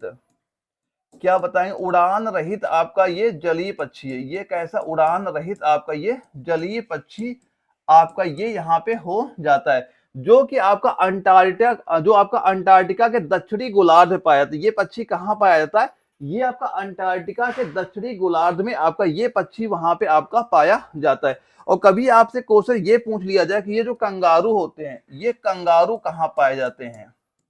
तो कंगारू हम लोग कहाँ बोल देंगे? ये आपके ऑस्ट्रेलिया में सबसे ज्यादा कहाँ पाए जाते हैं? ये आपके ऑस्ट्रेलिया में। कंगारू सबसे ज्यादा कहाँ पाए जाते हैं? ये आपके ऑस्ट्रेलिया में पाए जाते हैं। और इसके बाद दोस्तों यहाँ पे जो आपका ये प्लेटिपस दिया गया, ये प्लेटिपस क्या होता है? ये अंडे देने वाला स्तनधारी है। ये क्या होगा? इसमें एक पॉइंट ये आप नोट कर लेना, ये आपका क्या हो जाएगा? यहाँ पे ये नोट करना, ये अंडे देने वाला, क्या लिखेंगे? अंडे देने वाला, ये आपका स्तनधारी है। अंडे देने वाला ये आपका स्तनधारी आपका यहाँ पे हो जाएगा। तो ये सारे पॉइंट यहाँ पे आपके इंपॉर्टेंट हो जाते हैं। सारे पॉइंट ये आप यहाँ पे नोट कर लीजिएगा। सारे पॉइंट नोट करना, अगर कोई पॉइंट आपको क्लियर ना हो तो उसे जरूर नोट करना, आपके लिए बहुत जरूरी ये चीज यहाँ पे हो जाती है। अगले क्वेश्चन पूछा गया है, पत्तियों की कोशिकाओं में आप लवक कहाँ पाएंगे? पत्तियों की कोशिकाओं में आप लवक कहाँ पाएंगे? ये बताइए राइट आंसर क्या हो जाएगा? जिसके 4 ऑप्शन यहाँ पे दिए जा रहे हैं। पहला है कोशिका भित्ति, दूसरा है कोशिका द्रव्य, तीसरा है कोशिका झिल्ली, चौथा है केंद्रक। तो इसका राइट आंसर आप क्या बताएंगे यहाँ पे? वैसे बच्चों के आंसर ज्यादा आ नहीं, इसका मतलब है आपको इनके आंसर क्लियर वहां पे नहीं हो पा रहे हैं। तो भाई, और यह वीडियो अगर आपको भाई जरा भी इंफॉर्मेटिव लग रही है ना, वीडियो को लाइक करना ना भूलेगा। तो दोस्तों क्योंकि आपके एग्जाम तक, ताकि मैं वो सारे क्वेश्चन आपको प्रोवाइड करूं जो हमारे एग्जाम के लिए जरूरी हैं और जहां से हमारे पेपर में क्वेश्चन पूछा जाने वाला है। तो वीडियो को लाइक करना हर बच्चा नहीं भूलेगा। वैसे अभी कई सारे बच्चे यहाँ पे लाइव है, कई लोग यहाँ पे वीडियो देख के, लेकिन लाइव जो अभी फिलहाल कम चल रहे हैं। तो भाई वीडियो को लाइक करना ना भूलेगा, ताकि आपके एग्जाम तक क्वेश्चन आपको मिलते रहे। और अगर चैनल में आपने सब्सक्राइब ना किया, सब्सक्राइब भी कर लेना, ताकि कोई भी वीडियो अगर आपकी भर्ती का अपडेट कुछ आता, उसका नोटिफिकेशन आप तक वहां पहुंच सके। तो चैनल सब्सक्राइब करना भी आप ना भूलेगा। तो इसका राइट आंसर आप क्या बता दें? ये बताइए कोशिका द्रव्य। और इसके बारे में मैंने कई कोशिका द्रव्य के बारे में इसका जो पिछला सेट वहां पे कराया था, वहां मैंने इसके डिटेल से बारे में आपको बता रखा। अगर आपने इसका पहले वाला सेट ना देखा, वो भी देख लेना। क्योंकि अपना टारगेट क्या होगा? अपना सेट नंबर 2 चल रहा, मैं आपको एग्जाम पहले 50 सेट कराऊंगा और टारगेट अपना यही चलेगा कि मैं 45 क्वेश्चन यहीं से आपको प्रोवाइड कराऊं। लेकिन जो चीजें मैं आपको बताता चलूं ना, सारी आप पॉइंट पॉइंट बस ध्यान से देखते चलना, सारे पॉइंट आप यहाँ पे नोट करते हुए चलिएगा। और इसके बाद दोस्तों अगला हमारा क्वेश्चन आता है। इसमें पूछा गया है कि निम्नलिखित उदाहरणों में से प्राथमिक मांसाहारी बताओ कौन सा है? ये जो उदाहरण आपके दिए गए, इसमें आप ये बताओ अच्छा कि हमारा प्राथमिक मांसाहारी इसमें क्या है? प्राथमिक मांसाहारी क्या है? घास है, टिड्डा है, मेढक है, सांप बाज है, क्या है? इसमें आपका राइट आंसर यहाँ पे क्या हो जाएगा? तो इसमें आपका प्राथमिक मांसाहारी कौन हो जाएगा? वो हो जाएगा मेढक। क्या हो जाएगा? मेढक हो जाएगा। ऑप्शन नंबर डी आपका बिल्कुल राइट आंसर यहाँ पे आपका हो जाता है। क्योंकि दोस्तों जो आपके ये प्रथम स्तर के मांसाहारी होते हैं ना, ये प्राथमिक उपभोक्ताओं को ही खाते हैं। तो इसका राइट आंसर क्या हो जाएगा? मेढक आपका यहाँ पे हो जाएगा। और जो दूसरे स्तर के मांसाहारी होते हैं, ये आपके द्वितीयक उपभोक्ता को वहां पे खाते हैं। तो इसमें पूछा गया प्राथमिक मांसाहारी के बारे में पूछा गया, तो वो आपका मेढक यहाँ पे आपका हो जाता है। तो राइट आंसर क्या हो जाएगा? मेढक। ऑप्शन डी हमारा बिल्कुल राइट आंसर आपका हो जाता है। और अगले क्वेश्चन में पूछा जा रहा है कि कोशिका का अपशिष्ट निपटाने वाला तंत्र क्या है? कोशिका का अपशिष्ट निपटाने वाला तंत्र क्या है? इन 4 ऑप्शन में बताइए राइट आंसर हमारा क्या आपका हो जाएगा। तो बताइए इसका राइट आंसर आपका यहाँ पे क्या हो जाता है? तो क्या राइट आंसर आप बताएंगे यहाँ पे? तो इसका राइट आंसर आप क्या बताएंगे? ये आपका हो जाएगा यहाँ पे लाइसोसोम। क्या हो जाएगा? लाइसोसोम। ऑप्शन नंबर बी हमारा बिल्कुल राइट आंसर आपका यहाँ पे हो जाता है। और दोस्तों जो आपका लाइसोसोम होता है ना, ये अंतःकोश की पाचन के मुख्य स्थान पर होते हैं। लाइसोसोम कहाँ पे होता है? ये आपका अंतःकोश की पाचन के मुख्य स्थान पर आपका होता है, और ये अपने ही कोशिका को पाचन को नष्ट करने के कारण इसे लाइसोसोम क्या बोलते हैं? आत्मघाती थैली। ये नोट हमेशा करना, पेपर में कई बार क्वेश्चन पूछा जाता है। इसे आत्महत्या की थैली भी कहते हैं। क्या बोलते हैं? आत्महत्या की थैली के नाम से ये जाना जाता है, और पेपर में बहुत बार ये क्वेश्चन आपका यहाँ पूछा भी जा चुका है। और दोस्तों यहाँ पे जो आपको ये रसधानियां दिया जाए, रसधानियां क्या होती है? ये कोशिका द्रव में जल, रस तथा उत्सर्जित पदार्थों को रोके रहने वाली एक संरचना होती है। रसधानियां क्या होती है आपकी? ये कोशिका द्रव में जल, रस तथा उत्सर्जित पदार्थों को रोके रहने वाली एक ये आपकी संरचना यहाँ पे हो जाती है। लाइसोसोम बहुत इंपॉर्टेंट आपका हो जाता है, पेपर में बहुत बार क्वेश्चन आपका यहाँ से पूछा जा चुका है। दोस्तों यहाँ से हमारी बायोलॉजी अपनी कंप्लीट ये हो जाती है। अब यहाँ से हम लोग जाने केमिस्ट्री के हम कितने आंसर यहाँ पे दे पाएंगे, क्योंकि अपने आरबी नर्सिंग एग्जाम में जो 15 क्वेश्चन बायोलॉजी के होते हैं वो हमने यहाँ पे देख चुके हैं। और दोस्तों एक बार काउंट जरूर बता देना बच्चे यहाँ पे कि आपका स्कोर यहाँ पे अभी तक कितना पहुंचा है। अगर आपके स्कोर यानी ये मान चलना कि बायोलॉजी में अगर कोई लड़का 12 से लेके 13 क्वेश्चन तक सही किए, भाई बहुत सही तैयारी उसकी यहाँ पे चल रही है। तो आपको यही टारगेट बना के भी चलना है। फिलहाल अगर 12-13 आप सही कर पाए, तैयारी आपकी सही चले, पेपर बिल्कुल क्वालिफाई आपका होने वाला है। और अगला हमारा केमिस्ट्री क्वेश्चन आता है। इसमें पूछा गया है किस भौतिक नियम के अनुसार यदि किसी गैस के अणुओं की मात्रा और संख्या स्थिर रहे तो गैस का दाब और ताप व्युत्क्रमानुपाती होता है। ये बताओ किसका नियम है? जहां पे 4 ऑप्शन दिए गए, चार्ल्स का नियम है, बायल का नियम है, अवोगाद्रो का नियम है, या फिर आपका गै लुसाक का नियम है। किसका नियम आपका ये यहाँ पे हो जाता है? तो ये किसका नियम हो जाएगा? आप क्या राइट आंसर बताएंगे? ये बताएंगे बॉयल का नियम। किसका बताएंगे? बॉयल का नियम बताएंगे। ऑप्शन बी हमारा बिल्कुल राइट आंसर आपका यहाँ पे हो जाता है। और दोस्तों जो आपका ये गै लुसाक का नियम दिया जा रहा है, ये नियम क्या होता है? तो जो आपका गै लुसाक का नियम होता है, ये क्या होता है? स्थिर आयतन पर किसी निश्चित मात्रा वाली गैस का दाब उसके परम ताप के समानुपाती होता है। ये नियम किसका होता है? गै लुसाक का नियम आपका यहाँ पे ये आपका हो जाता है। तो इस क्वेश्चन का राइट आंसर क्या हम बताएंगे? ऑप्शन बी हमारा राइट आंसर आपका हो जाता है। अगला क्वेश्चन आता है कि न्यूलैंड का जो अष्टक सिद्धांत केवल किस तत्व का लागू होता है? न्यूलैंड का जो अष्टक सिद्धांत होता है ये केवल किस तत्व का लागू होता है? ये 4 तत्व यहाँ पे दिए गए हैं। अब बताइए इसका राइट आंसर यहाँ पे क्या हो जाएगा? दोस्तों यकीन मान चलना, मैं आपके एग्जाम तक वो सारे क्वेश्चन कराऊंगा जहां सीधे सीधे क्वेश्चन आपके पेपर में देखने को मिलेंगे। आप वो सारे चीजें नोट बस करते चलना। और दोस्तों एक बात और ये भी ध्यान रख लेना कि भाई जो मैंने आपको ये कंप्लीट आपको जो नोट्स प्रोवाइड करा रहा हूँ, भाई ये नोट्स आप घर बैठे तैयारी वहां से कर सकते हैं। तो अगर आप चाहते हैं भाई हम इसी साल हमारा क्वालिफाई करना है, तो भाई जो मैं आपको कंप्लीट नोट्स प्रोवाइड करा रहा हूँ एक बार आप जरूर तैयार तैयार करिएगा। वहां से अगर आप तैयार कर लेते हैं, एक भी क्वेश्चन आपका बाहर नहीं जाएगा। वहां पे आपको पूरा न्यू पैटर्न सिलेबस मैंने कंप्लीट ऑलरेडी वहां पे करा रखा है। तो वो सारे क्वेश्चन एक बार जरूर तैयार करना। अगर जिन भाइयों के पास नोट्स वो ले रखे हैं, तो भाई एक बार आप कैसे भी करके रट्टा मारो, रिवीजन करो, कैसे भी करो, लेकिन वो बस एक बार तैयार करके पेपर देने चले जाना।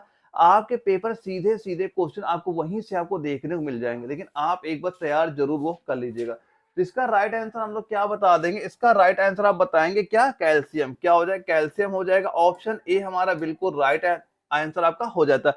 और दोस्तों जो आपको ये न्यूलैंड का जो अष्टक सिद्धांत है, ये आपका कब दिया गया था? तो आपका कब दिया गया था? ये दिया गया था आपका 1865 से लेके 1866 ईस्वी। आप ये डेट यहाँ पे नोट कर लेंगे।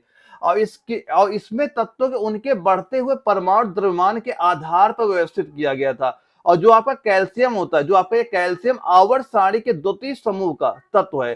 कैल्शियम कहाँ किस तत्व है? यहाँ पे आप बताएंगे आवर्त सारणी के द्वितीय समूह का तत्व हो जाता है। और कभी अगर ये क्वेश्चन पूछ लिया जाए, ये बताओ जो आपका कैल्शियम होता है, कैल्शियम का परमाणु क्रमांक क्या होता है? क्या पूछ लिया जाए?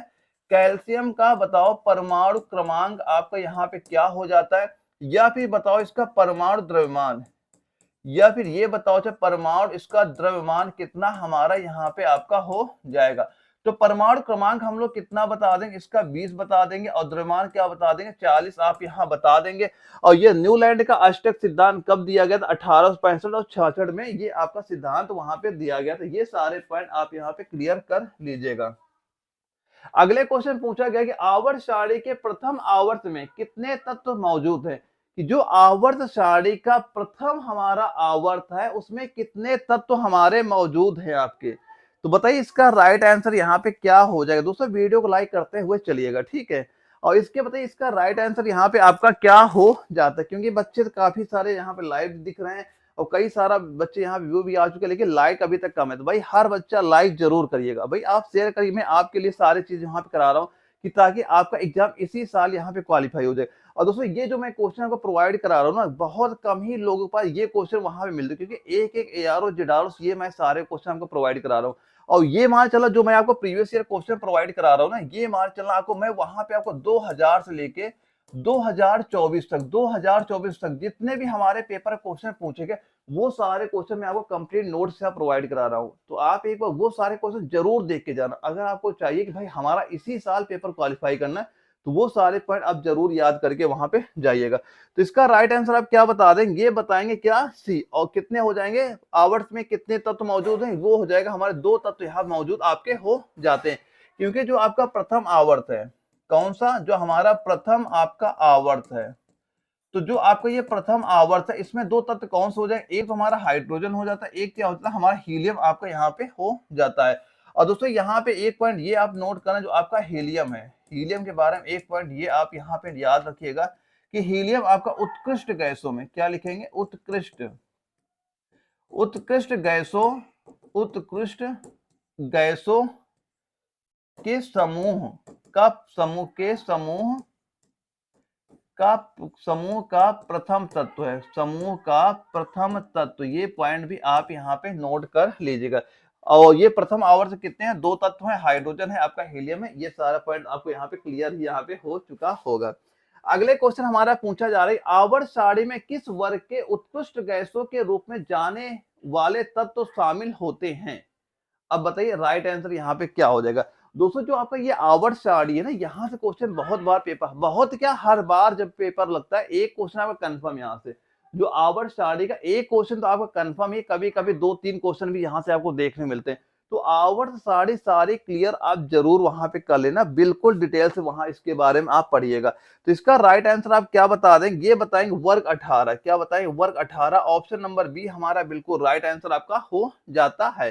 क्या राइट आंसर हो जाएगा, ये ऑप्शन नंबर बी आपका बिल्कुल राइट आंसर यहाँ पे आपका हो जाता है। और इसीलिए इन्हें क्या कहा जाता है, अक्रिय गैसें, इसीलिए इन्हें क्या कहा जाता है, अक्रिय गैसें भी कहा जाता है। इन्हें क्या कहा जाता है आपका, अक्रिय गैसें भी आपका कहा जाता है। जैसे कि आपके क्या हो जाएंगे, जैसे कि आपका हीलियम, जैसे क्या हो गया आपका हीलियम हो गया, इसके बाद जो आपका ये आर्गन हो गया, इसके बाद आर्गन के बाद जो आपका क्रिप्टॉन हो गया, क्रिप्टॉन हो गया, या फिर आपका जो जिनॉन होता है, क्या जिनॉन होता है, या फिर आपका जो रेडॉन होता है, और क्या होता है जो आपका रेडॉन होता है। ये सारे अक्रिय गैसों में आपके आ जाते हैं। ये किसका संकेत होता है, नोट कर लेना, इंपॉर्टेंट का संकेत भी पेपर में क्वेश्चन पूछे जाते हैं। तो एच ही किसका होता है, हीलियम का हो जाएगा। ये किसका हो जाएगा, ये आपका आर्गन का, ये किसका संकेत होता है, आर्गन का। ये किसका हो जाता है, ये आपका क्रिप्टॉन का। ये किसका होता है, ये हमारा क्रिप्टॉन का हो जाएगा। और ये किसका हो जाएगा, ये इसमें आप नोट कर लेना जिनॉन। ये किसका हो जाता है, जिनॉन का हो जाएगा। और ये किसका हो जाएगा, ये आपका रेडॉन का। ये किसका हो जाएगा, रेडॉन का आपके यहाँ पे हो जाएगा। तो ये सारे पॉइंट नोट कर ले, ये आपकी अक्रिय गैसें भी होती है। कभी अगर क्वेश्चन ये पूछ लिया जाए, ये बताओ निम्नलिखित में से अक्रिय गैसें कौन सी है, तो यही जो ऑप्शन आपको दिख जाएगा वही अक्रिय गैस आपका यहाँ पे हो जाता है। तो ये सारे पॉइंट आप यहाँ पे नोट करना और काउंट जरूर करते रहना कि स्कोर कितना आपका यहाँ पहुंच रहा है। और वीडियो को लाइक भी करते चलना, और जितना हो सके वीडियो शेयर करना जो भाई आरबी नर्सिंग की तैयारी कर रहा हो, कि उसे ये तो पता चले कि भाई पेपर कैसे क्वेश्चन आपके पूछे जा रहे हैं। और एक बात ये भी याद रखना कि जो आपका रिलेशन भर्ती का भी फिजिकल लगा था, इनका कंफर्म, इनका डेट हो गई, इनका एग्जाम अब मार्च अप्रैल में लगा हुआ है। मार्च महीने में रिलेशन भर्ती वालों को पेपर फिर से लगा हुआ है। और इसके बाद ये मान चलना कि जो आपका अप्रैल का महीना आएगा, तो जो आपके एआरओ वाली भर्ती आने वाली है उसका एग्जाम भी आपका अप्रैल महीने में आ जाएगा। क्योंकि ये सारे बच्चे ट्रेडिंग में तो एक साथ ही जाएंगे। ऐसा नहीं होगा कि भाई वो उसका पेपर रिलेशन भर्ती का पहले पेपर करा लो, उसका उसकी ट्रेनिंग पहले करा दो, एआरओ वालों को बाद में करो, भाई ऐसा कुछ वहां पे नहीं होगा। ट्रेनिंग में सारे बच्चे वैसे ही वहां पहुंचेंगे, एक साथ ही सभी की ट्रेनिंग वहां पे होगी। तो अभी तैयारी करते चलना, आज पर टाइम जितना बच रहा है 3-4 महीने का, अच्छे से मेहनत आप कर लो अगर आपको एग्जाम क्वालिफाई वहां पे करना है तो। अगले क्वेश्चन पूछा गया कि निम्नलिखित में से कौन सा आवर्त सारणी के पी ब्लॉक का एक तत्व नहीं है। देखो, हमेशा मैं बताता हूँ पेपर में ये जरूर पढ़ना क्या इसमें पूछा जा रहा है कि कौन सा नहीं है। ये चीज आप हमेशा ध्यान रखना, पहले आराम से क्वेश्चन आप पढ़िएगा वहां पे। क्योंकि और दोस्तों यहाँ पे एक बात और ये याद रखना है, जो हमें टाइम कैसे मैनेजमेंट वहां पे करना है, कि हम टाइम कैसे मैनेज करें कि भाई जो मान लो हमें ये पता हो कि भाई 1 घंटा है, 1 घंटा यानी 60 मिनट में, 60 मिनट में हमें वहां पे कितने 50 क्वेश्चन करने हैं, कितने 50 क्वेश्चन करने हैं। तो भाई आप टाइम मैनेजमेंट करना भी आपके लिए बहुत जरूरी वहां पे हो जाए, आप किसी क्वेश्चन फंसे वहां पे नहीं रहना है।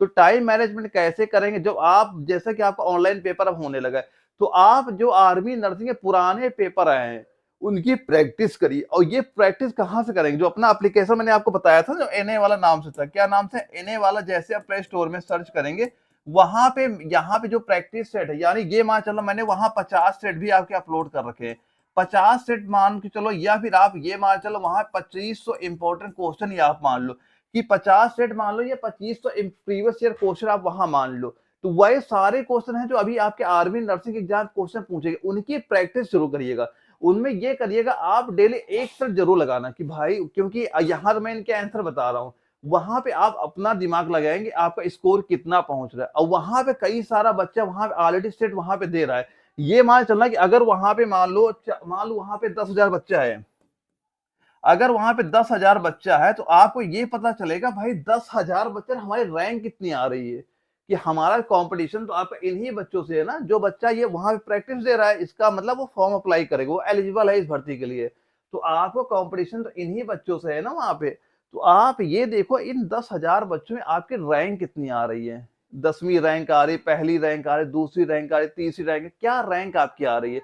तो वहां पे जो मैंने ये 50 सेट डाल के, वो डेली आप एक सेट जरूर दीजिएगा। अगर आपको चाहिए कि भाई हमें एग्जाम क्वालिफाई करना है, तो एक सेट आप डेली वहां पे जरूर आप दीजिएगा। तो इसका राइट आंसर आपको यहाँ पे क्या हो जाएगा, ये आपका हो जाएगा मैग्नीशियम। क्या हो जाएगा, मैग्नीशियम हो जाएगा। ऑप्शन नंबर डी हमारा बिल्कुल राइट आंसर आपका यहाँ पे हो जाता है। और दोस्तों यहाँ पे एक पॉइंट ये भी नोट करना, अगर कभी आपका ये क्वेश्चन पूछ लिया जाए किसका इलेक्ट्रॉनिक विन्यास बताइए, किसका इलेक्ट्रॉनिक विन्यास, आपको यहाँ पे क्या हो जाएगा, तो आप यहाँ पे क्या बताएंगे, NH2 NH2 NP NP16, ये इनका इलेक्ट्रॉनिक विन्यास हो जाएगा। पहले आप यही पॉइंट नोट कर ले, इसका राइट आंसर क्या, मैग्नीशियम आपका हो जाएगा। क्योंकि जो इसका इंपॉर्टेंट पॉइंट होते हैं वो सारे मैं आपको यहाँ बताता हुआ चल रहा हूँ। और इसके बाद दोस्तों यहाँ पे ये याद करना कि 18 के तत्व इन्हें कहाँ पे रखा गया, इन्हें 18वें तत्वों में रखा गया, 18 के तत्वों को रखा गया। ये पॉइंट भी आप इसका याद रख लीजिएगा। और इसके बाद हमारा अगला क्वेश्चन आता है कि जब मेंडलीव ने अपना कार्य आरंभ किया उस समय कितने तत्व ज्ञात थे। ये बताओ, जब मेंडलीव ने अपना कार्य आरंभ किया उस समय कितने तत्व ज्ञात थे, कितने तत्व ज्ञात थे, ये यहाँ पूछा गया। जिसके 4 ऑप्शन यहाँ पे दिया गया, पहला 36, दूसरा 29, तीसरा 63 और चौथा 67। अब बताइए इसका राइट आंसर यहाँ पे हमारा क्या हो जाएगा। तो इसका राइट आंसर आप कितना बता देंगे, ये आपका हो जाएगा 63। क्या हो जाएगा, 63 हो जाएगा। ऑप्शन सी आपका बिल्कुल राइट आंसर यहाँ पे हो जाएगा। जब मंडलीप ने अपना कार्य आरंभ किया उस समय कितने ज्ञात तत्व थे, वहां पे 63 ज्ञात तत्व वहां पे थे। राइट आंसर क्या हो जाएगा, इसका ऑप्शन नंबर सी हमारा बिल्कुल राइट आंसर यहाँ पे हो जाता है। और दोस्तों यहाँ पे एक पॉइंट ये भी याद करना कि जो आप मेंडलीव ने जो आपकी आवर्त सारणी बनाई थी, कि जो मेंडलीव ने आवर्त सारणी बनाई थी, किसने बनाई थी, जो मेंडलीव ने अपनी आवर्त सारणी यहाँ बनाई थी। मैं किसकी बात कर रहा हूँ, मेंडलीव की आवर्त सारणी की बात कर रहा हूँ। तो इन्होंने क्या किया था, इन्होंने जो इनमें क्या था, इसमें 9 वर्ग थे। इसमें कितने वर्ग थे आप यहाँ बताएंगे, 9 वर्ग थे। और इसमें कितने आवर्त थे, आवर्त कितना बताएंगे आप, 7 आवर्त थे। कितने आवर्त थे वहां पे, 7 आपके आवर्त थे। अगर कभी ये क्वेश्चन पूछा जाए कि जो आपकी मेंडलीव की जो आवर्त सारणी थे उसमें वर्ग कितने थे, हम बताएंगे 9 वर्ग थे। और उसमें कितने आवर्त थे, 7 आपके आवर्त हो जाएंगे। ये बात हो रही कि मेंडलीव ने जब आरंभ किया था, कब क्या किया था, आरंभ किया था, उस समय कितने ज्ञात तत्व थे, वहां पे 63 थे। और उसमें 9 वर्गों में इन्होंने डिवाइड किया, और 7 आवर्त में ये सारी चीजें वहां पे डिवाइड उन्होंने की थी। तो ये सारे पॉइंट आपके यहाँ पे क्लियर होने चाहिए। अगले क्वेश्चन पूछा गया कि निश्चित आकार, स्पष्ट सीमाएं पदार्थ की किस अवस्था की विशेषताएं होती हैं? तो अर्ध ठोस, गैस, द्रव, ठोस। बताइए राइट आंसर यहाँ पे क्या आपका हो जाएगा? वैसे बच्चों के आंसर काफी यहाँ पे राइट आ रहे हैं, लास्ट में जरूर बताना भाई, सही से बताना कि आपका स्कोर कितना पहुंचा। आप अपने मान लो खुद ही देख लेना कि अगर जो बच्चा 35 तक यहाँ सही कर पा रहा है उसकी तैयारी बहुत सही यहाँ पे चल रही है।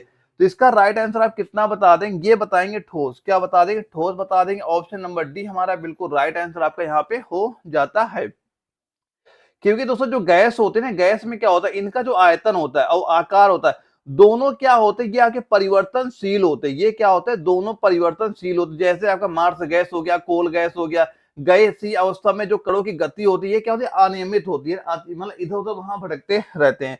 ये तो हो जाता है गैस हो जाता है। और वहीं पे जो आपका द्रव होता है, द्रव क्या होता है, इसका आता जो इनका आयतन होता है, आयतन निश्चित होता है, लेकिन जो इनका आकार क्या होता है, परिवर्तनशील आपका होता है। जैसे आपका मान लो पानी हो गया, दूध हो गया, तेल हो गया, इनका क्या होता है, इनका जो आयतन तो निश्चित होता है, लेकिन जो इनका आकार होता है ये परिवर्तनशील आपका होता है। लेकिन ठोस, इसीलिए हमारा जो ठोस है ऑप्शन डी हमारा, इसीलिए इसका राइट आंसर क्या हो जाएगा, ऑप्शन डी आपका बिल्कुल राइट आंसर यहाँ पे हो जाता है। अगले क्वेश्चन पूछा गया कि द्रव बहते हैं और आकृति बदलते हैं, वे दृढ़ होते हैं, इसलिए उन्हें उन्हें भी कहा जाता है, क्या कहा जाता है? इन चार ऑप्शन बताएंगे क्या कहते हैं हम? तरलीकरण कहेंगे, तरल कहेंगे, मिश्रण कहेंगे या विलयन कहेंगे? तो उन्हें क्या कहा जाएगा? आप क्या बताएंगे, क्या कहा जाता है? आप राइट आंसर इसका क्या बता देंगे? उन्हें कहा जाएगा तरल। क्या कहा जाएगा? तरल कहा जाएगा। ऑप्शन बी आपका बिल्कुल राइट आंसर आपका हो जाता है। तरल आपका एक ऐसा पदार्थ है जिसमें बहने का गुण होता है, जैसे कि आपका द्रव हो गया और गैस से हो जाती है, वो सारे किसमें आते हैं, तरल में आपके वहां पे आपके हो जाते हैं। और दोस्तों आपके जो मिश्रण में एक ये नोट करना, कभी आपसे ये क्वेश्चन पूछा जाए कि ये बता दो अच्छा कि समांगी मिश्रण क्या होता है, ये क्वेश्चन पूछ लिया जाए कि ये बताओ कि जो समांगी मिश्रण होता है, समांगी मिश्रण क्या होता है? तो समांगी मिश्रण क्या होता है, जिस मिश्रण के प्रत्येक भाग सभी गुण एक समान होते हैं, उन्हें हम लोग क्या बोलते हैं, समांगी मिश्रण कहेंगे। यानी वैसा मिश्रण जिसके प्रत्येक भाग के जो कण होते हैं उनके गुण सभी के समान हो, क्या बोलेंगे, समांगी मिश्रण बोलेंगे।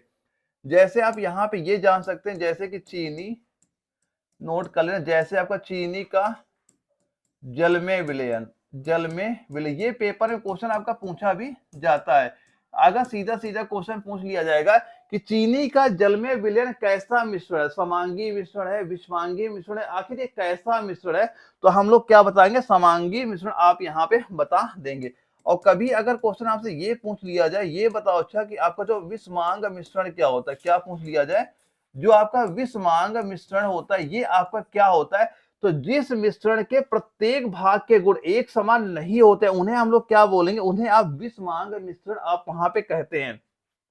एग्जाम्पल पे आप ये देख सकते हैं, जैसे आपका रेत तथा जल का मिश्रण, जैसे रेत तथा जल का मिश्रण, क्योंकि जैसे आप दोनों को मिलाएंगे दोनों आपके अलग अलग ही वहां पे नजर आएंगे, बालू आपके अलग बैठ जाएगी, जल आपका ऊपर अलग रहेगा। तो ये कैसा मिश्रण हो जाता है, आपका विषमांग मिश्रण होता है। और ये मिश्रण कैसा होगा, ये आपका समांगी मिश्रण आपका यहाँ पे हो जाता है।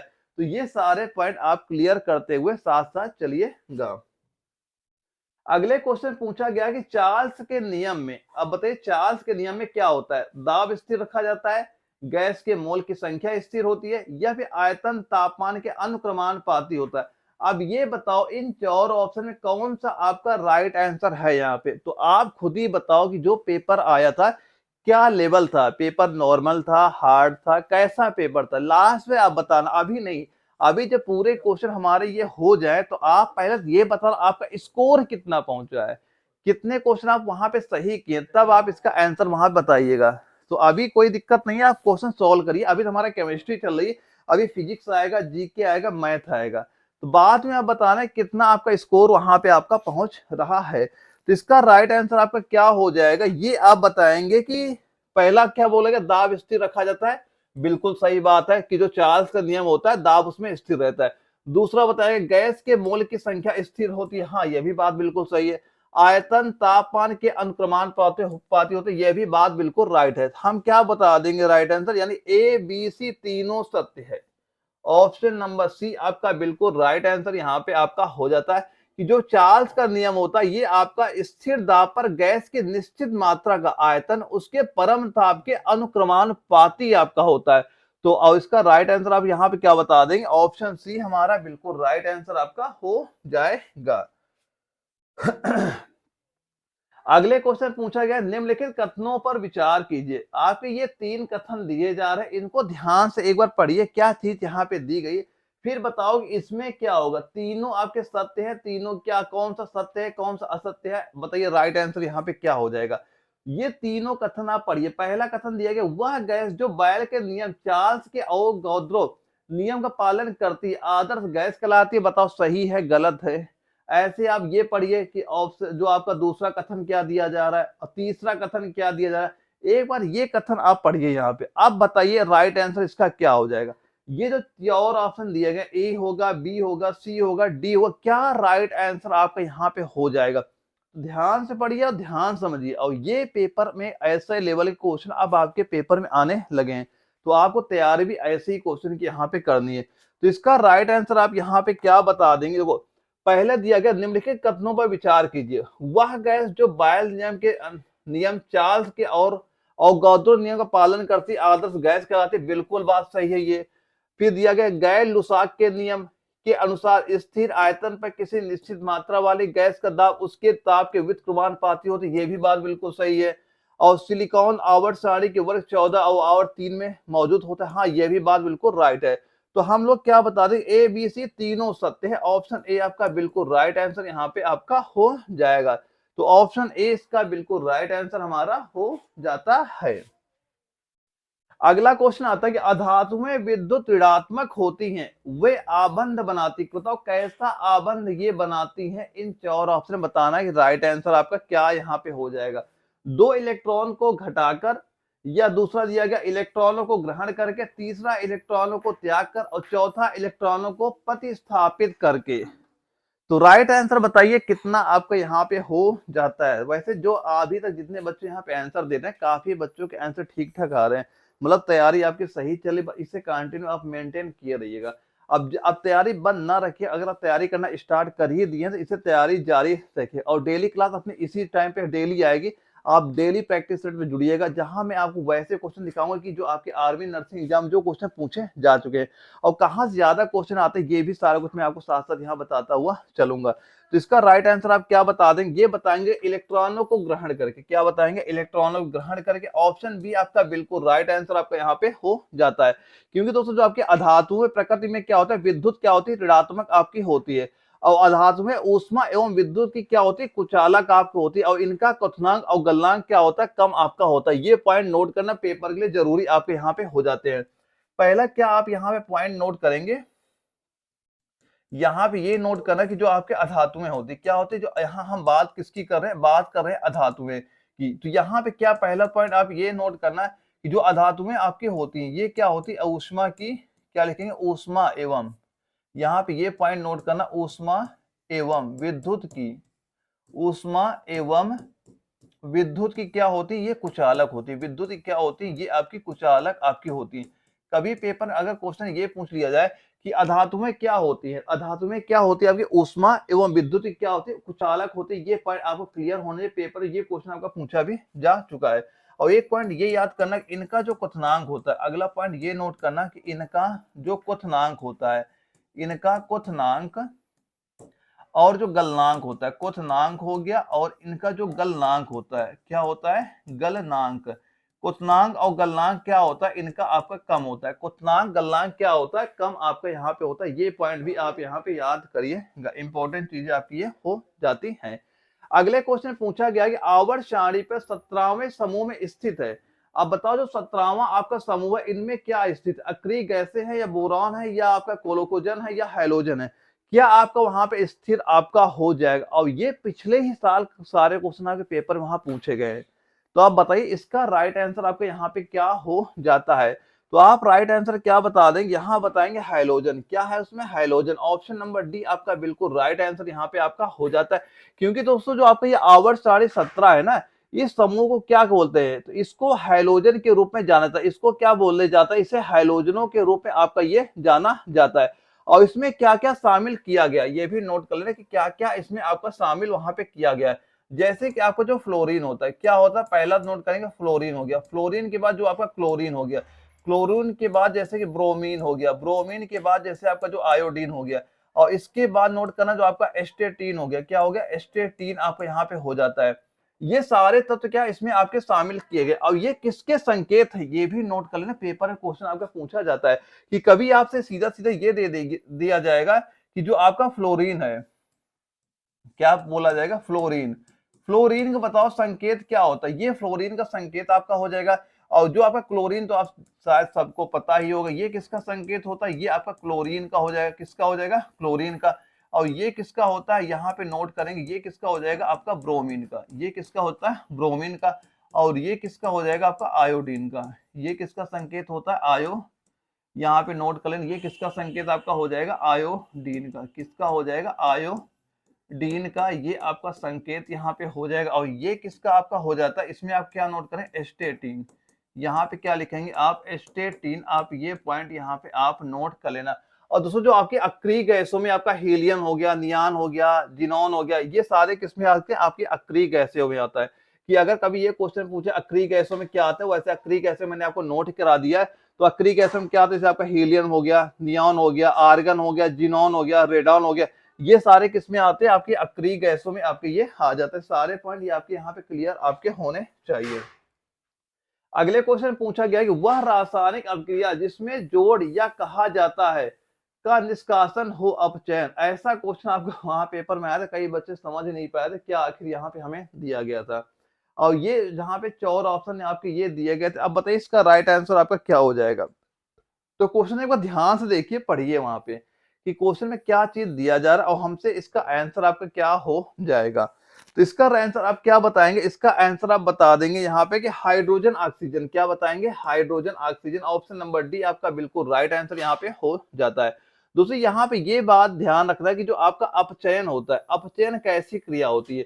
तो अपचयन में हम क्या जानेंगे कि किसी पदार्थ द्वारा ऑक्सीकरण या अन्य वैद्युत ऋणात्मक तत्व त्याग करने अथवा हाइड्रोजन या अन्य वैद्युत धनात्मक तत्व ग्रहण करने की जो प्रक्रिया होती है वो क्या कहलाती है? वो आपकी अपचयन कहलाती है। वो क्या कहलाएगी? आपकी अपचयन कहलाएगी। कि अपचयन कैसी क्रिया होती है? अपचयन होती है कि ऑक्सीकरण या अन्य वैद्युत ऋणात्मक तत्व त्याग करने अथवा हाइड्रोजन या अन्य वैद्युत धनात्मक तत्व ग्रहण करने की प्रक्रिया अपचयन आपकी वहां पे कहलाती है। और वैसे अगर कभी आपसे ये क्वेश्चन पूछ लिया जाए कि जो आपकी ऑक्सीकरण है, क्या पूछ लिया जाए? ऑक्सीकरण। तो ये आपके ऑक्सीकरण कैसी अभिक्रिया होती है? तो ऑक्सीकरण क्या होता है? ये होता है किसी पदार्थ द्वारा ऑक्सीजन या अन्य वैद्युत ऋणात्मक तत्व ग्रहण करने अथवा हाइड्रोजन या अन्य वैद्युत धनात्मक तत्व जो त्यागने की प्रक्रिया होती है, त्यागने की प्रक्रिया क्या कहलाएगी? ये आपकी ऑक्सीकरण वहां पे कहलाएगी। तो आप अपचयन और ऑक्सीकरण ये दोनों पॉइंट यहाँ पे क्लियर आपके यहाँ पे होने चाहिए, क्योंकि दोनों आपके इंपॉर्टेंट हो जाते हैं, ऑक्सीकरण और अपचयन। यहाँ पेपर में क्वेश्चन आपके पूछे जाते हैं। तो इसका राइट आंसर क्या हो जाएगा? हाइड्रोजन ऑक्सीजन हमारा राइट आंसर आपका हो जाता है। अगले क्वेश्चन में पूछा गया कि तेल का वनस्पति में रूपांतरण क्या कहलाता है? तेल का वनस्पति में रूपांतरण जो होता है क्या कहलाता है? हाइड्रोजनीकरण होता है, पास्चुरीकरण होता है, संचरण होता है या समांगीकरण आपका होता है? तो आप राइट आंसर इसका क्या बता देंगे? राइट आंसर क्या हो जाएगा? ये हो जाएगा हाइड्रोजनीकरण हो जाएगा। ऑप्शन ए इसका बिल्कुल राइट आंसर हमारा यहाँ पे हो जाता है। और दोस्तों जो ये आपका हाइड्रोजनीकरण होता है, ये आपका वह अभिक्रिया है जिसमें आपका असंतृप्त यौगिक हाइड्रोजन के साथ संयोग करके आपका ये संतृप्त यौगिक बनाता है। कैसा यौगिक बनाएगा? संतृप्त आपका यौगिक बनाएगा। ये आपका हाइड्रोजनीकरण आपको यहाँ पे कहलाता है। ऑप्शन ए इसका राइट आंसर यहाँ पे हो जाएगा। ऑप्शन ए हमारा बिल्कुल राइट आंसर आपका हो जाता है। और दोस्तों अगला क्वेश्चन हमारा आता है कि ठोस कार्बन डाइऑक्साइड को सामान्यतः क्या कहा जाता है? जो ठोस कार्बन डाइऑक्साइड है इसे सामान्यतः आपका क्या कहा जाता है? भारी जल कहेंगे, शुष्क बर्फ कहेंगे, टेबल शुगर कहेंगे या हम एस्पिरिन कहेंगे? क्या कहा जाता है? तो आप राइट आंसर इसे क्या बताएंगे? इसे कहा जाता है शुष्क बर्फ। क्या कहा जाएगा? शुष्क बर्फ। ऑप्शन बी इसका बिल्कुल राइट आंसर हमारा ये हो जाता है। यानी कि जब आपका जो तापमान होता है 110 फ़ारेनहाइट तक गिर जाता है, तो जो आपका कार्बन डाइऑक्साइड होता है ये क्या शुष्क बर्फ में आपका ये बदल जाता है। यानी जब आपका टेम्परेचर होता है ये क्या हो जाता है 110 फ़ारेनहाइट तक ये टेम्परेचर आपका जब ये आपका यहाँ पे गिर जाता है, तो जो आपका कार्बन डाइऑक्साइड है, जो आपका कार्बन डाइऑक्साइड आपका होता है, ये आपका शुष्क बर्फ में आपका ये बदल जाता है। और दोस्तों यहाँ पे एक पॉइंट ये आपको याद होना चाहिए कि जो आपका भारी जल होता है, भारी जल को ड्यूटेरियम ऑक्साइड के नाम से जाना जाता है कि जो भारी जल है आपका, जो भारी जल क्या होता है आपका DTO होता है। इसको किस नाम से जाना जाता है? ये आपका ड्यूटेरियम ऑक्साइड के नाम से आपका ये जाना जाता है। ये पॉइंट भी आपको यहाँ पे क्लियर आपको होना चाहिए। तो इसके बाद क्या हो गया, हमारी फिजिक्स स्टार्ट हो जाएगी, यानी अपनी जो बायोलॉजी हो गया, केमिस्ट्री, ये सारे क्वेश्चन हम लोगों ने यहाँ पे देख लिए हैं। अब जो अपना फिजिक्स होता है, फिजिक्स के हमारे 5 क्वेश्चन आपके पूछे थे, लेकिन एक क्वेश्चन आपके लिए एग्जाम के लिए इंपॉर्टेंट यहाँ पे होता है। तो पहला जो क्वेश्चन आपका फिजिक्स का आता है, इसमें पूछा गया कि विद्युत आवेशों की गति में धारा उत्पन्न होती है और जिससे विद्युत चुंबकीय बल उत्पन्न होता है और जिसके परिणाम स्वरूप क्या होता है, उत्पन्न क्या आपसे होगा, इन 4 ऑप्शन पूछा गया। बताइए राइट आंसर आपका यहाँ पे क्या हो जाता है। तो आप इसका आंसर क्या बताएंगे, राइट आंसर क्या बता देंगे? हम बताएंगे यहाँ पे चुंबकत्व क्या उत्पन्न होता है, ऑप्शन सी है चुंबकत्व हमारा बिल्कुल राइट आंसर आपका यहाँ पे हो जाता है। दोस्तों यहाँ पे 2 पॉइंट और नोट करना है, जो अगर कभी आपसे क्वेश्चन ये पूछ लिया जाए, अगर क्या पूछा जाए कि जो विद्युत धारा, क्या पूछा जाए, पेपर में क्वेश्चन पूछा जा चुका है कि विद्युत धारा के जो चुंबकीय प्रभाव को, विद्युत धारा के, ये पेपर में क्वेश्चन आपका पूछा गया था कि चुंबकीय प्रभाव, विद्युत धारा के चुंबकीय प्रभाव की खोज किसने की थी, की खोज किसने की थी? तो आप यहाँ पे क्या बता देंगे, ये बताएंगे आप ऑस्ट्रेंड, क्या बताएंगे राइट आंसर यहाँ पे क्या बता देंगे? पेपर में ये क्वेश्चन आपका पूछा भी जा चुका है, क्या बताएंगे? ऑस्ट्रेंड आप यहाँ पे राइट आंसर आप बता देंगे। विद्युत धारा के चुंबकीय प्रभाव की खोज किसने की थी? ये खोजी ऑस्ट्रेंड ने यहाँ पे खोज की थी। और दोस्तों जो आपका विद्युत क्षेत्र है, यहाँ पे ये पॉइंट बताओ कि आपका जो विद्युत क्षेत्र है, अब ये बताओ चाहे विद्युत क्षेत्र का एसआई मात्रक क्या होता है, विद्युत क्षेत्र का आपका एसआई मात्रक क्या होता है? तो हम लोग क्या बोलेंगे, आप बता देंगे इसका एसआई मात्रक न्यूटन प्रति कूलाम, क्या बता देंगे? न्यूटन प्रति कूलाम आप यहाँ पे बता देंगे। ये दोनों पॉइंट भी नोट कर लेना, आपके इंपॉर्टेंट पॉइंट ये आपके यहाँ पे हो जाते हैं। अगला क्वेश्चन हमारा फिजिक्स का आता है कि जब कोई वस्तु एक वृत्ताकार पथ में त्वरित होती है तो के कारण वस्तु पर वृत्ताकार पथ में गतिशील रहती है, किसके कारण से वो वृत्ताकार पथ पर आपकी ये गतिशील होती, ये यहाँ पूछा जा रहा है। तो आप इसका राइट आंसर कितना बताएंगे? ये हम बताएंगे ऑप्शन सी यानी अभिकेंद्र बल, ऑप्शन सी आपका बिल्कुल राइट आंसर यहाँ पे हो जाता है। और दोस्तों जो आपका ये घर्षण होता है ना, यहाँ पे जो आपका एक घर्षण ऑप्शन में दिया जाता है, ये घर्षण बल क्या होता है? तो घर्षण बल के बारे में ये पॉइंट नोट करना कि घर्षण एक प्रकार का बल है जो हमेशा गति के विपरीत दिशा में काम करता है। यानी कि अगर आप इस दिशा में गति करो, जो घर्षण होगा ये हमेशा विपरीत दिशा में आपका ये काम करता है। ये पॉइंट यहाँ पता होना चाहिए। और दोस्तों जो वेग क्या होता है, वेग के बारे में आप ये याद करना कि एकांक समय में तय किए गए विस्थापन को वेग कहते हैं। और वेग कैसी राशि, ये पेपर क्वेश्चन पूछा गया है कि वेग जो होता है कैसी राशि होती है, तो हम क्या बताएंगे वेग कैसी राशि हो जाएगी? ये आपकी सदिश राशि, कैसी राशि होगी? ये आपकी सदिश राशि यहाँ पे हो जाती है। और इसका अगर कभी ये क्वेश्चन पूछ लिया जाए, इसका ये बताओ एसआई मात्रक आपका वेग का कितना होता है? तो हम क्या बता दें, मीटर पर सेकेंड आपका इसका एसआई मात्रक यहाँ पे आपका हो जाता है। तो ये पॉइंट भी इंपॉर्टेंट आपके यहाँ पे हो जाते हैं, सारे पॉइंट आप यहाँ पे नोट कर लीजिएगा।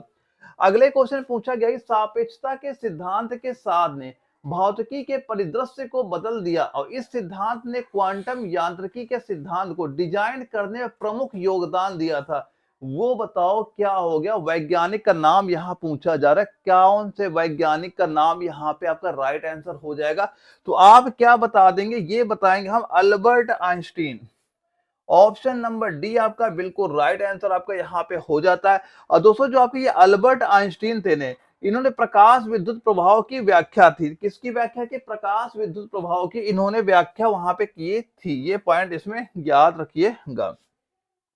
और दोस्तों यहाँ पे एक पॉइंट ये भी याद करना कि प्रकाश के फोटॉन सिद्धांत के अनुसार प्रकाश ऊर्जा के छोटे छोटे बंडलों के रूप में गति करता है, जिन्हें क्या कहा जाता है? जिन्हें आपका ये फोटॉन आपका कहा जाता है। ये पॉइंट भी आपको क्लियर वहां पे होना चाहिए।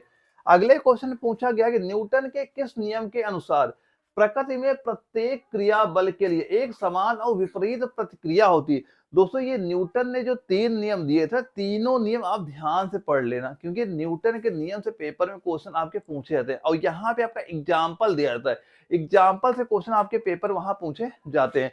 तो इसका राइट आंसर क्या हो जाएगा? ये कौन सा क्रिया प्रतिक्रिया का नियम होता है? ये आपका होता है तीसरा। कौन सा होता? तीसरा। ऑप्शन डी आपका बिल्कुल राइट आंसर आपका यहाँ पे हो जाता है। जो ये पहला नियम क्या था? पहला नियम न्यूटन का क्या था? वो था जड़त्व का नियम। इसको क्या बोला जाता है? जड़त्व का नियम भी जो प्रथम नियम को बोला जाता है। इस नियम ने इन्होंने बताया था यदि कोई वस्तु गतिशील है तो वो हमेशा गतिशील ही बनी रहती जब तक उस पर कोई बाह्य बल ना काम करे, या फिर अगर कोई वस्तु ठहरी हुई है तो हमेशा वो ठहरी ही रहेगी जब तक कोई बाह्य बल वहां पे ना काम ना करे। ये नियम कैसा था? ये इनका था न्यूटन का प्रथम नियम बोल दो या फिर जड़त्व का नियम बोल दो, ये सारे न्यूटन का प्रथम नियम था। और न्यूटन ने कितने टोटल नियम दिए? 3 नियम दिए थे। ये हो गया पहला नियम, ये हो गया तीसरा नियम, और दूसरा नियम क्या था इनका? दूसरा नियम में इन्होंने बताया कि न्यूटन का जो द्वितीय नियम था, किसी वस्तु पर आरोपित बल उस वस्तु पर उत्पन्न संवेग परिवर्तन की दर के समानुपाती होता है। यानी संवेग के परिवर्तन की दर के समानुपाती होता है। ये कौन सा नियम था? ये था दूसरा नियम था। और तीसरा नियम आप देख चुके हो, यानी कि क्रिया प्रतिक्रिया का नियम। यानी आप किसी वस्तु पर जितना बल आप वहां पे लगाते हैं, विपरीत दिशा में वो वस्तु भी आप पे उतना ही बल आपका लगाता है। ये न्यूटन का तीसरा नियम आपका वहां पे हो जाता है। अगले क्वेश्चन में पूछा गया कि निम्नलिखित में से किस उपकरण का उपयोग वाहन द्वारा तय की गई दूरी को मापने के लिए किया जाता है? यानी कि जो हम गाड़ियां चलाते हैं, जो बाइक चलाते हैं, कि भाई हम कितनी दूरी तक लेके चले गए, ये हम कैसे पता करेंगे कि हमारी गाड़ी कितनी दूरी चल चुकी है? तो उसमें कोई ना कोई उपकरण तो लगा रहता है। उस उपकरण का नाम पूछा गया, वो क्या हो जाएगा? वो होता है ओडोमीटर। क्या होता है? ओडोमीटर होता है। ऑप्शन डी आपका बिल्कुल राइट आंसर यहाँ पे हो जाता है। तो ओडोमीटर से क्या होता है? वाहन द्वारा तय की गई दूरी आपकी वहां पे मापी जाती है। और वहीं पे एक ये नोट करना, अगर कभी ये क्वेश्चन पूछा जाए कि स्पीडोमीटर से हम लोग क्या मापते हैं? क्या स्पीडोमीटर? तो स्पीडोमीटर से हम लोग क्या मापते हैं? मोटर वाहन की गति। यानी कि जो हमारी बाइक है, कार है, ये कितने स्पीड से चल रही है, ये हम किससे मापते हैं? हम बोलते नहीं भाई 60 की स्पीड से जा रहे हैं, 70 की स्पीड जा, आज हमारी गाड़ी 100 की स्पीड चल रही है। ये क्या होता है? ये कौन मापता है? ये आपका स्पीडोमीटर आपका वहां पे मापा जाता है। और कभी एक पॉइंट ये नोट करना कि अगर कभी क्वेश्चन पूछा जाए कि जो आपका टैकोमीटर है, टैकोमीटर से आप वहां पे क्या मापते हैं? तो टैकोमीटर से क्या मापा जाता है? वायुयान की गति। वायुयान की जो गति होती है, ये किससे मापा जाता है? ये आपका टैकोमीटर से आपका ये मापा जाता है। ये दोनों पॉइंट आप नोट कर लेना, इंपॉर्टेंट पॉइंट यहाँ पे आपके हो जाते हैं। और दोस्तों यहाँ से हमारे जीके स्टार्ट हो जाते हैं। जीके आपके 10 क्वेश्चन आपके पेपर में आते हैं। और दोस्तों जो बच्चा ये मान चला 10 क्वेश्चन, किसी बच्चे ने अगर 6 क्वेश्चन जीके में तैयार सही हो रहे हैं ना, उसकी तैयारी बहुत सही चल रही है। भाई जीके में अगर 6 क्वेश्चन आप सही कर पा रहे हैं तो आपकी तैयारी सही चल रही, बस मेंटेन किए रहना। 6 तक आपने क्वेश्चन सही कर लिए, मान लो अगर एग्जाम क्वालिफाई हो गया, क्योंकि बच्चा यहाँ पे जीके में बहुत ज्यादा मात वहां पे खा जाता है। तो जीके अगर 6 तक क्वेश्चन सही कर पा रहे, आपकी तैयारी सही चली। पहले क्वेश्चन पूछा गया कि 26 नवंबर 1949 को डॉक्टर राजेंद्र प्रसाद ने सभा के अध्यक्ष के रूप में दस्तावेज पर हस्ताक्षर किए, और यहाँ किस दस्तावेज के बारे में बात की जा रही है? किस दस्तावेज के बारे में बात की जा रही है? ये 4 ऑप्शन हमारे यहाँ पे दिए गए हैं। तो अब बताइए इसका राइट आंसर यहाँ पे क्या हो जाएगा? हम लोग जल्दी जल्दी यहाँ पे आंसर देख लेते हैं। इसका राइट आंसर क्या हो जाएगा? भारतीय संविधान। क्या हो जाएगा? ऑप्शन सी भारतीय संविधान हमारा बिल्कुल राइट आंसर आपका हो जाता है। दोस्तों 2 पॉइंट और यहाँ पे नोट करना, अगर कभी क्वेश्चन ये पूछा जाए जो भारतीय संविधान है ये कब अंगीकृत किया गया, पेपर में बहुत बार क्वेश्चन यहाँ से पूछा गया कि भारतीय संविधान कब अंगीकृत किया गया, कब स्वीकार किया गया, तो आप यहाँ पे कौन से डेट बताएंगे? हम बताएंगे यहाँ पे 26 नवंबर आप 1949, ये डेट आप यहाँ पे याद रहनी चाहिए। और इसीलिए आपका जो 26 नवंबर है, इसीलिए जो आपका 26 नवंबर को संविधान दिवस के रूप में आपका ये मनाया जाता है। तो संविधान दिवस के रूप में आपका ये मनाया जाता है। तो अभी कभी क्वेश्चन, अगर ये क्वेश्चन आपसे पूछा जाए संविधान दिवस आपका कब मनाया जाता है, हम क्या बता दें? 26 नवंबर को आपका संविधान दिवस के रूप में आपका ये मनाया जाता है। और एक पॉइंट ये भी नोट करना है कि ये जो संविधान है लागू कब हुआ, जो भारतीय संविधान ये पूरी तरह से लागू कब हुआ था, हम क्या बता देंगे? यहाँ बताएंगे 26 जनवरी 1950 को जो भारतीय संविधान है ये आपका पूरी तरह से आपका ये लागू हो गया था। ये तीनों चीजें आपको पता यहाँ पे होनी चाहिए, ये तीनों आपके इंपॉर्टेंट पॉइंट यहाँ पे हो जाते हैं। अगले क्वेश्चन पूछा गया कि 6 से 14 वर्ष तक की आयु वर्ग के बच्चों के लिए अनिवार्य शिक्षा का प्रावधान किस संविधान संशोधन द्वारा आपका किया गया है? तो बताओ कौन सा संविधान संशोधन वहां पे आपका किया गया था? आप इसका राइट आंसर यहाँ पे क्या बता देंगे? बस आप ये देखो क्या लेवल था पेपर का, कैसे पेपर हमारे क्वेश्चन आगे पूछे जा रहे हैं। वैसे मैंने सारे इंपॉर्टेंट क्वेश्चन आपको पीडीएफ के द्वारा आपको प्रोवाइड ही करा रखा। अगर जिन बच्चों का पीडीएफ न हो तो ये नंबर स्क्रीन शो कर रहा है, व्हाट्सएप पे मुझे मैसेज करें, मैं अभी इसका आज प्रोवाइड करा दूंगा पीडीएफ। और तैयारी करना आप अभी स्टार्ट कर दो। और जो बच्चा पहली बार तैयारी कर रहा है ना, एप्लीकेशन में जरूर बैच ज्वाइन करें, जहां मैं आपको ये भी बताता चलूंगा कि भाई क्या चीज आपको तैयार करनी, कहाँ से ज्यादा क्वेश्चन वहां पे आते हैं, ताकि अपना एग्जाम वहां पे क्वालिफाई हो सके। तो इसका राइट आंसर आप क्या बता देंगे? ये बताएंगे 86वां संविधान संशोधन आप यहाँ बता देंगे।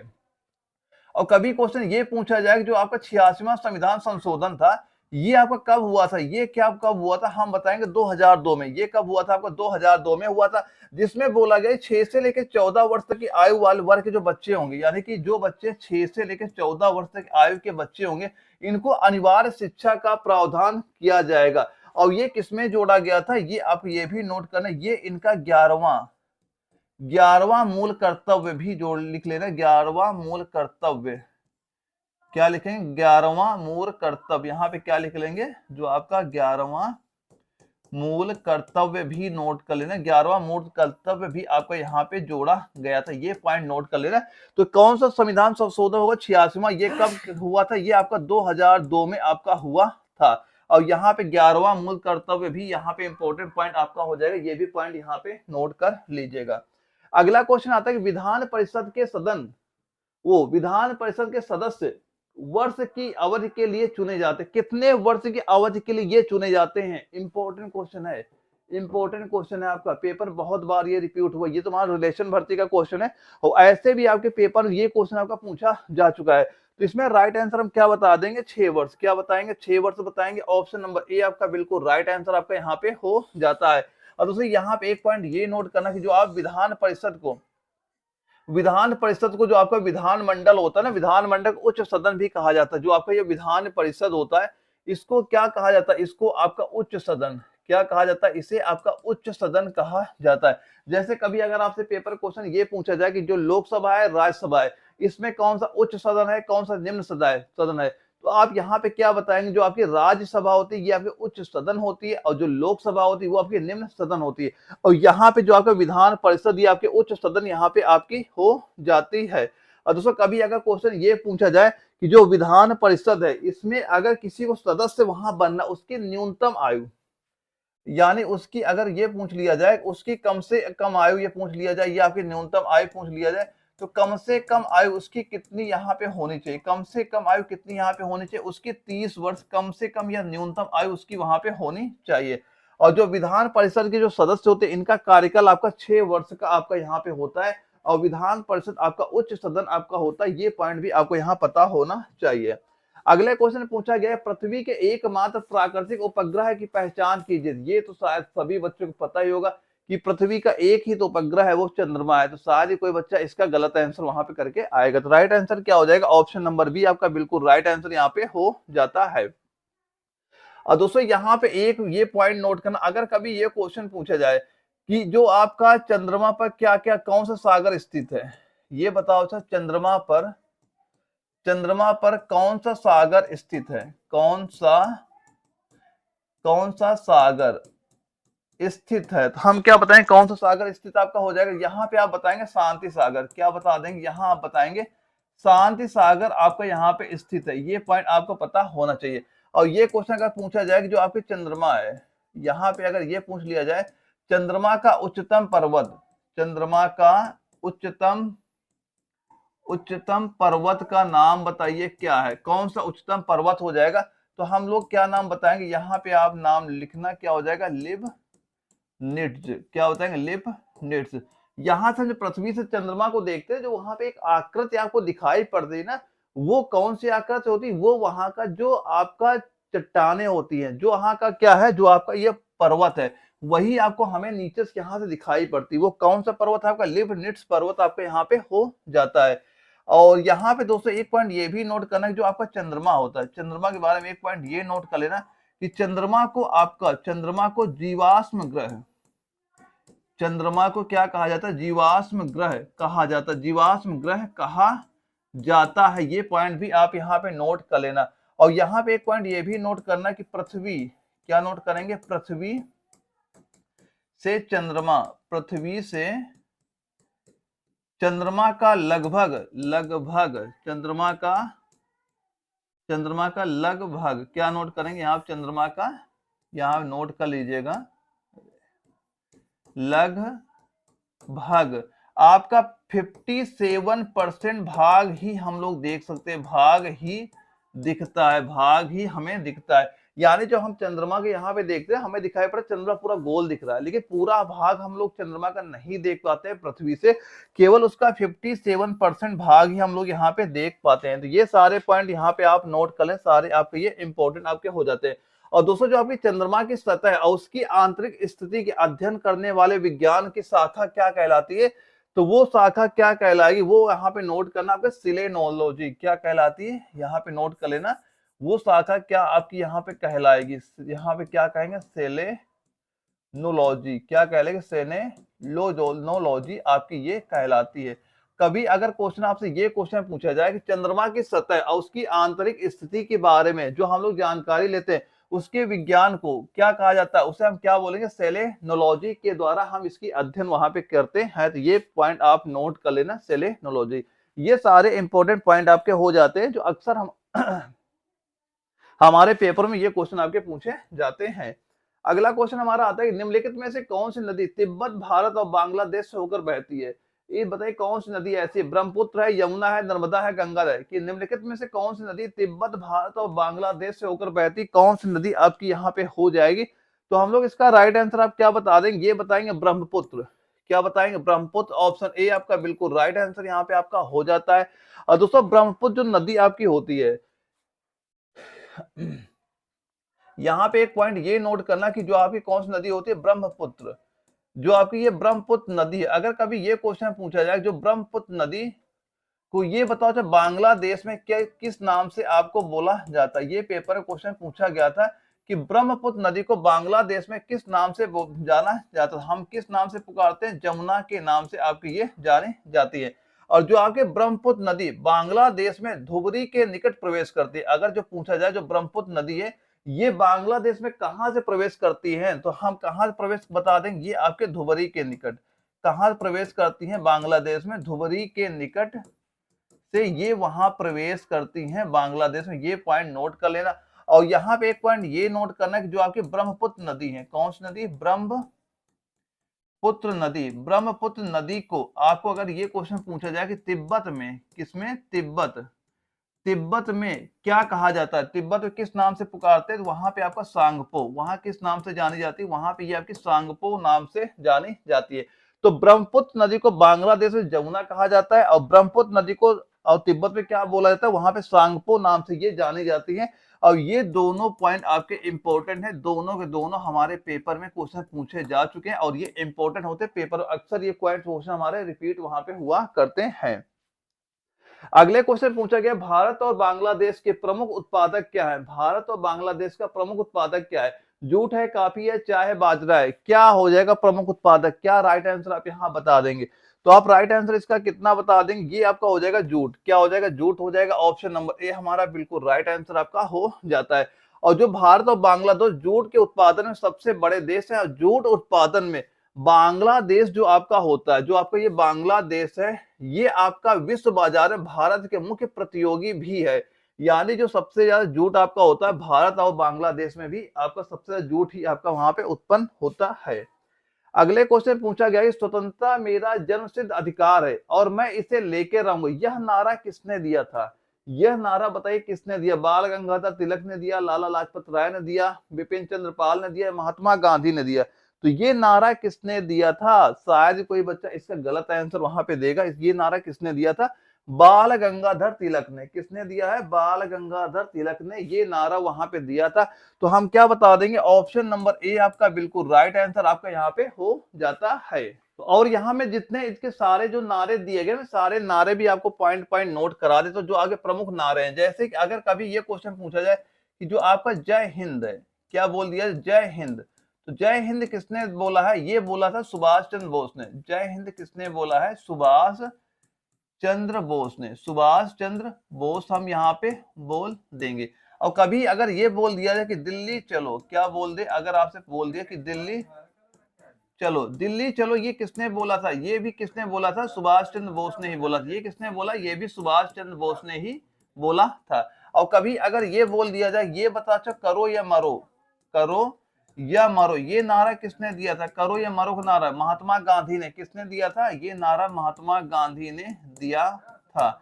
और अगर कभी ये क्वेश्चन पूछ लिया कि सरफरोशी की तमन्ना अब हमारे दिल में, ये किसने दिया था? ये राम प्रसाद बिस्मिल ने दिया था। किसने दिया? राम प्रसाद बिस्मिल ने दिया था। ये सारे नारे आपके इंपॉर्टेंट, सारे आप यहाँ पे नोट कर लीजिएगा। अगले क्वेश्चन पूछा गया, मैं मुस्लिम लीग ने देश के पश्चिमोत्तर तथा पूर्वी क्षेत्रों में मुसलमानों के लिए स्वतंत्र राज्यों की मांग करते हुए एक प्रस्ताव पारित किया। कौन सा कब प्रस्ताव ये पारित किया? हमसे ये वर्ष का नाम पूछा जा रहा है। तो कब पारित किया गया? तो आप राइट आंसर क्या बता देंगे? 1940। कब पारित किया? 1940। ऑप्शन नंबर बी आपका बिल्कुल राइट आंसर यहाँ पे हो जाता है।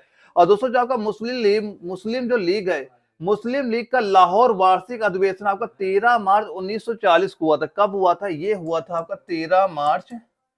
कब हुआ था? 13 मार्च 1940 में ये आपका यहाँ पे हुआ था।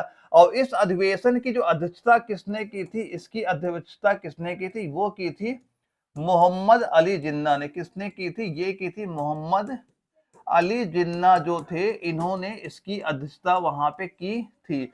और इस अधिवेशन में पाकिस्तान की प्रस्तावना की जो प्रस्ताव था औपचारिक रूप से पारित आपका कर दिया गया था। और राइट आंसर क्या हो जाएगा? 13 मार्च 1940 है। 1940 ऑप्शन बी हमारा बिल्कुल राइट आंसर आपका हो जाता है। अगले क्वेश्चन पूछा गया कि असहयोग आंदोलन के प्रस्ताव को पुष्टि दिसंबर 1920 में आयोजित भारतीय राष्ट्रीय कांग्रेस के वार्षिक अधिवेशन में की गई थी। कहां पे की गई थी? यहाँ पे शहर का नाम हमसे पूछा जा रहा है। तो हम कौन सा शहर यहाँ पे राइट आंसर आप बता देंगे? तो वो हो जाएगा आपका नागपुर। कौन शहर हो जाएगा? नागपुर हो जाएगा। ऑप्शन नंबर बी हमारा बिल्कुल राइट आंसर यहाँ पे हो जाता है। यानी कि यहाँ पे क्या बोलेंगे? भारतीय राष्ट्रीय कांग्रेस के इस वार्षिक सम्मेलन की अध्यक्षता विजयी आपकी हो भी गई थी। क्या हो, कहां पे की गई थी? ये आपकी नागपुर में की गई थी। ऑप्शन बी आपका बिल्कुल राइट आंसर आपका यहाँ पे हो जाता है। दोस्तों सारे क्वेश्चन काउंट करते चलना कि आपका स्कोर कितना यहाँ पे पहुंच रहा है। और इसके बाद अगला क्वेश्चन आता है कि डॉक्टर भीमराव अंबेडकर द्वारा दलित वर्ग संघ की स्थापना किस वर्ष की गई थी? कि डॉक्टर भीमराव अंबेडकर द्वारा दलित वर्ग के संघ की स्थापना किस वर्ष की गई थी? बताइए कौन सा वर्ष आपका यहाँ पे राइट आंसर आपका हो जाता है। दोस्तों काउंट करते चलना आपका फाइनल स्कोर कितना हो रहा है। लास्ट में सारे बच्चे बताएंगे आपका स्कोर कितना यहाँ पे पहुंच रहा है।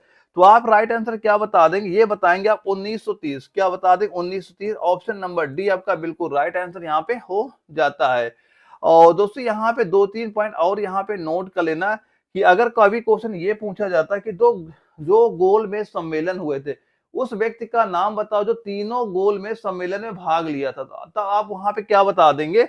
जो डॉक्टर भीमराव अंबेडकर थे, ये तीनों गोल में सम्मेलन में इन्होंने भाग वहां पे लिया था। और इसके बाद हम लोग देखते हैं जो हमारा अगला क्वेश्चन आता है, इसमें क्या आपका पूछा गया है। दोस्तों यहां से हमारी मैथ के क्वेश्चन आपके स्टार्ट हो जाते हैं। और मैथ के टोटल आपके 5 क्वेश्चन हमारे पेपर पूछे जाते हैं। और मैथ के क्वेश्चन भी ठीक ठाक लेवल के वहां पे आते हैं आपके आर्मी नर्सिंग के एग्जाम में। तो पहला क्वेश्चन आपको ये दिया जा रहा है। अब बताइए इसका राइट आंसर आपके यहाँ पे क्या हो जाएगा? कि पाइप ए बी सी किसी टैंकी को क्रमशः 20, 30 और 60 घंटे में भर सकते हैं। तो पाइप ए बी और सी को एक ही दिन सुबह क्रमशः 7 बजे, 8 बजे और 9 बजे खोला गया, तो टैंकी कितने बजे पूरी तरह से भर जाएगी? ये हमसे पूछा जा रहा है। आप बताइए इसका राइट आंसर आपका यहाँ पे क्या हो जाएगा? तो सारे बच्चे बताएंगे इस क्वेश्चन का आपका राइट आंसर यहाँ पे कितना आपका हो जाता है। तो कैसे आप इसका आंसर देखें, ध्यान से देखो क्या चीज मैं आपको बता रहा हूं। सबसे पहले तो आप ये बताओ, जैसे कि 3 नल थे, ए बी सी 3 नल हमारे हैं। अब इसमें क्या हुआ, जो आपके ए नल है, बी नल है, ये क्या हुआ, ए को 7 बजे खोल दिएगा, ए को 8 बजे खोल दिएगा। और फिर ए को क्या किया, तो सी को 9 बजे यहाँ पे खोला गया। तो सबसे पहले ये बताओ कि पहले तो ये करो, जो ए नल था जो 7 बजे खोला गया, ये बताओ आपका ये आपका 2 घंटे में कितना पानी भर दिया। फिर जो दूसरा नल था 8 बजे खुला, ये बताओ 2 घंटे में 1 घंटा 8 से 9 1 घंटे में कितना पानी भर दिया। उसके बाद 3 बजे के बाद क्या हुआ, तीनों नल एक साथ चल गए। अब बचा हुआ भाग तीनों नल से हम एक साथ भरा देंगे। लास्ट में कितना टाइम आपका वहां पे लगा है, जो कुल टाइम आपका 9 बजे का आया उसमें आप पूरे टाइम को जोड़ देंगे, आपका आंसर वहां से निकल के आ जाएगा। तो कैसे आंसर निकालेंगे, ध्यान से देखिएगा। सबसे पहले यहाँ पे क्या दिया गया, 3 नल है। कितने नल है, एक नल ए है, एक नल आपका बी है, एक नल सी है। तो ए बी सी यानी ये भरता है 20 घंटे में, ये भरता है आपका 30 घंटे में, ये भरता है आपका 60 घंटे में। अब कैसे सॉल्व करोगे, इन तीनों का आपने एलसीएम ले लिया, एलसीएम कितना आपका 60 आ गया। 20 से भाग किया, ये 3 बार किया, 30 से किया 2 बार जाएगा, 60 से किया आपका 1 बार यहाँ पे आ गया। इसका मतलब ये हुआ आपका कि जो ए नल है ये 1 घंटे में 3 लीटर पानी भर रहा है, जो बी नल है 1 घंटे में 2 लीटर पानी भर रहा है, जो सी नल है 1 घंटे में 1 लीटर पानी भर रहा है। और ये जो 60 आया ये हमारा कुल पानी है, इतना पानी हमें यहाँ पे भरना है। अब यहाँ पे तो सवाल में क्या दिया गया, जो आपका ए नल था ये खोला गया 7 बजे, तो और तीनों नल यानी 9 बजे तक तीनों नल खुल गए। तो अगर ये नल 7 बजे खुला है, 9 बजे तक जैसे 2 घंटे पहले खुल गया है, तो हम ये करते हैं कि जो आपका ए नल था, अगर ये 1 घंटे में 3 लीटर पानी भरता है, तो ए जो नल था ये आपका 2 घंटे में कितना पानी भर दिया, 6 लीटर पानी भर दिया। अब इसके बाद जो दूसरा नल था बी, ये 8 बजे आपका खोल दिया गया, तो 8 से 9 के बीच में 1 घंटा नल चला, पहले पानी इसने भर दिया। तो ये अगर 1 घंटे में कितना पानी, 2 लीटर पानी भरेगा। यानी जो ए नल था और बी इसने भर दिया 2 लीटर, यानी यहाँ हमें ये पता हो गया 8 लीटर तो ऑलरेडी पानी हमारा भर ही गया यहाँ पे। तो कितने शेष पानी और भरना है, देखो 60 लीटर पानी भरना, 8 लीटर पानी भर गया, अब शेष बचा कितना पानी भरना, 52 लीटर पानी और हमें भरना है। अब इस 52 लीटर के तीनों नल एक साथ पानी भरेंगे। अब यानी कि 52 लीटर को, यानी कि 1 घंटे में 3 भर रहा है, ये 2 भर रहा है, ये 1 भर रहा है, 3 2 5 1 6, यानी 6 से सिंपल भाग कर दोगे, कितनी बार कटेगा, 2 से काट दो, यहाँ 6 हुआ, 2 दूना 4 हुआ, 2 छाक 12 हो गया, यहाँ कितना हो गया 26, सही आपका 3 आ गया। इससे आप भाग करें कितना आ जाएगा, यानी कि 8 से 24, 8 सही 4/6 घंटे आपका यहाँ पे निकल के आपका ये आ जाएगा। अब देखो ये जो 4/6 है, कितना है 4/6, ये घंटे में है। अगर इसे मिनट बदलोगे 60 से गुणा कर दो, कितने बार 10 से काट दिया जाएगा, 4 × 10 करो, कितना आ गया 40 मिनट। यानी कितना टाइम लग रहा है भरने में, हमें लग रहा है 8 घंटे और 40 मिनट का टाइम हमें यहाँ पे लग रहा है। अब ये नल कब खोलेंगे, लास्ट टाइम क्या था, 9 बजे था, 9 बजे में आप ये टाइम जोड़ दो। 9 बजे में जैसे अब यहाँ पे 8 घंटे 40 मिनट यहाँ पे ऐड करेंगे, तो कितना टाइम बच जाएगा, वो बच जाएगा आपको 5:40 आपका यहाँ पे हो जाएगा। तो इसका राइट आंसर कितना हो जाएगा, 5:40, यानी ऑप्शन बी आपका बिल्कुल राइट आंसर यहाँ पे हो जाता है। तो ऑप्शन बी हमारा बिल्कुल राइट आंसर आपके यहाँ पे हो जाएगा। और ऐसे ही आपका जो दूसरा क्वेश्चन क्या दिया जा रहा है, यहाँ पे दिया गया कि एक स्टीमर और एक मोटर बोट, एक बंदरगाह, एक घाट बीच की दूरी कम से 7 घंटे 20 मिनट और 10 घंटे 40 मिनट में दूरी तय करते, उनकी गतियों का अनुपात क्या होता है। तो दोस्तों जो आपका स्पीड और समय का जो रेशियो होता है, ये एक दूसरे के जस्ट अपोजिट आपका होता है। तो यहाँ पे जैसे आपका सवाल में दिया गया, यहाँ पे क्या लिखा, यहाँ पे हमने लिख दिया स्टीमर, यहाँ पे लिखा आपने स्टीमर, यहाँ पे लिख दिया आपने बोट, यहाँ पे लिख दिया बोट। यहाँ पे जो इनके समय का अनुपात क्या दिया गया था, यहाँ पे समय का अनुपात क्या है, पहला समय, पहले को समय क्या लगा, इसे लग रहा 7 घंटे 20 मिनट लगा, इसके लग रहा और इसे लग रहा है 40 घंटे 20 मिनट। तो समय का अनुपात क्या दिया गया, जो आपका ये क्या लिखा है 7 घंटा, और यहाँ पे जो आपका 20 मिनट है इसको हमने बदल दिया घंटे में। तो क्या किया, इसे 20/60 से हमने भाग कर दिया। और अनुपात यहाँ पे इसे कितना लगा है, इसे लग रहा है आपको यहाँ पे 10 घंटा, और जो आपका 40 मिनट दिया गया इसे हम क्या गया घंटे में चेंज आपने कर दिया। अब यहाँ पे देखो इसे सॉल्व करोगे, ये कितना आपका निकल के आ जाएगा, यानी इसको पहले जोड़ो फिर यहाँ भाग करेंगे, कितना आपका निकल के आ जाएगा, ये आपका इधर 22 हो जाएगा, क्योंकि 60 से 60 हमारा ऑलरेडी कट ही जाएगा, और यहाँ पे आपका 32 हो गया। ये समय का रेशियो अभी चल रहा, अभी काटो 2 से काटो 11 हो गया, 2 से काटा इसे हम 16 यहाँ पे आ गया। तो समय का रेशियो हमारा कितना आ गया, ये 11:16 आपका हो गया। तो जो समय का आपका रेशियो आता है उसका जस्ट उल्टा आपका क्या होता है, चाल का रेशियो हो जाता है। तो स्पीड का रेशियो हमारा क्या हो जाएगा, 16:11 आपका हो जाएगा। तो राइट आंसर क्या हो जाएगा हमारा 16:11। ऑप्शन नंबर सी आपका बिल्कुल राइट आंसर आपका यहाँ पे हो जाएगा। तो कैसे ये सवाल सॉल्व हुआ एक बार आप देख लेना, नोट कर लेना, स्क्रीनशॉट लेना, बाद में ये क्वेश्चन आप देख लेना। और इस क्वेश्चन में पीडीएफ भी अपने जो अपना व्हाट्सएप ग्रुप है वहां मैं प्रोवाइड करा दूंगा, वहां पे इसका पीडीएफ भी आपको मिल जाएगा। बस ये क्वेश्चन देख लो कैसे ये क्वेश्चन यहाँ पे सॉल्व आपका किया जा रहा है। अगले क्वेश्चन में पूछा जा रहा है उस वृत्त की त्रिज्या ज्ञात करें जिसका क्षेत्रफल दो त्रिभुजों जिनकी भुजाएं क्रमशः 20 सेंटीमीटर, 21 सेंटीमीटर और 29 सेंटीमीटर था, 11 सेंटीमीटर, 60 सेंटीमीटर और 61 सेंटीमीटर के क्षेत्रफल के योग का 2 सही 17/30 गुना। बिल्कुल नॉर्मल सा सवाल है, इस क्वेश्चन में कुछ है ही नहीं। तो इसका आंसर मैं यही चाहूंगा सारे बच्चे इस क्वेश्चन को ध्यान से देखो क्या दिया गया है, क्या हमसे पूछा जा रहा है। तो इसका बताइए राइट आंसर क्या हो जाएगा। ये क्वेश्चन आपका होमवर्क के लिए मैं आपको दे रहा हूं, तो सारे बच्चे इसका आंसर कमेंट बॉक्स से जरूर बताइएगा कि इस क्वेश्चन का आंसर आपका यहाँ पे क्या होगा। कुछ सवाल नहीं है, आपको ये पता है कि जो त्रिभुज का क्षेत्रफल क्या होता है जिसकी भुजाएं आपको दी जा रही है, और यहाँ पे पूछा क्या जा रहा है, वृत्त की त्रिज्या हमसे पूछी जा रही है। तो वृत्त की त्रिज्या आप निकाल लेंगे। वृत्त का क्षेत्रफल का सूत्र क्या होता है, पाई आर स्क्वायर आपका होता है। आप बड़ी आसानी से उसके आंसर यहाँ से निकाल सकते हैं। तो कमेंट बॉक्स में सारे बच्चे इसका आंसर जरूर बताना। ये क्वेश्चन एक बार ध्यान से स्क्रीनशॉट ले लीजिए। तो जब आपको इसका आंसर आ जाए तो कमेंट बॉक्स में इसका आंसर जरूर बता के आप जाइएगा। अगले क्वेश्चन हमसे क्या पूछा जा रहा है कि एक फार्म में गाय और मुर्गियां हैं। यदि सिरों की गिनती करने पर सिरों की संख्या 180 है तथा पैरों की गिनती करने पर पैरों की संख्या 420 है, तो फार्म में गायों की संख्या बताइए। फार्म में ये बताना है कि टोटल गायों की संख्या आपकी कितनी है। तो कैसे आप इसका आंसर यहाँ पे देंगे, ध्यान से देखिएगा। हम यहाँ पे ये मान चल रहे कि एक तरफ हमने लिख दिया गाय, एक तरफ लिख दिया हमने गाय, और एक तरफ हमने लिख दिया मुर्गी। यहाँ पे लिख दिया हमने मुर्गी। अब यहाँ पे दोस्तों ये बताओ, यहाँ पे सवाल में क्या दिया गया, यहाँ पे जो दिए जाएगी, यहाँ हमें दी जा रही पैरों की संख्या। तो पैरों की संख्या हमने लिख दी 420, हमारे पैर हो गए। अब एक चीज ये बताओ, अगर 120 सिर हैं, अगर आपके 120 सिर हैं, अगर गाय के, ये बताओ अगर गाय की 120 सिर हैं तो उसके पैर कितने रहे होंगे, पैर कितने हो जाएंगे उसके। 120 अगर 180 सिर है तो पैर कितने हो जाएंगे, गाय के 4 पैर हो जाएंगे। और मुर्गी के अगर 180, हाँ मान चले कि 180 मुर्गियां हो, मुर्गियों के पैर कितने होते हैं, ये आपके 2 यहाँ पे हो जाते हैं।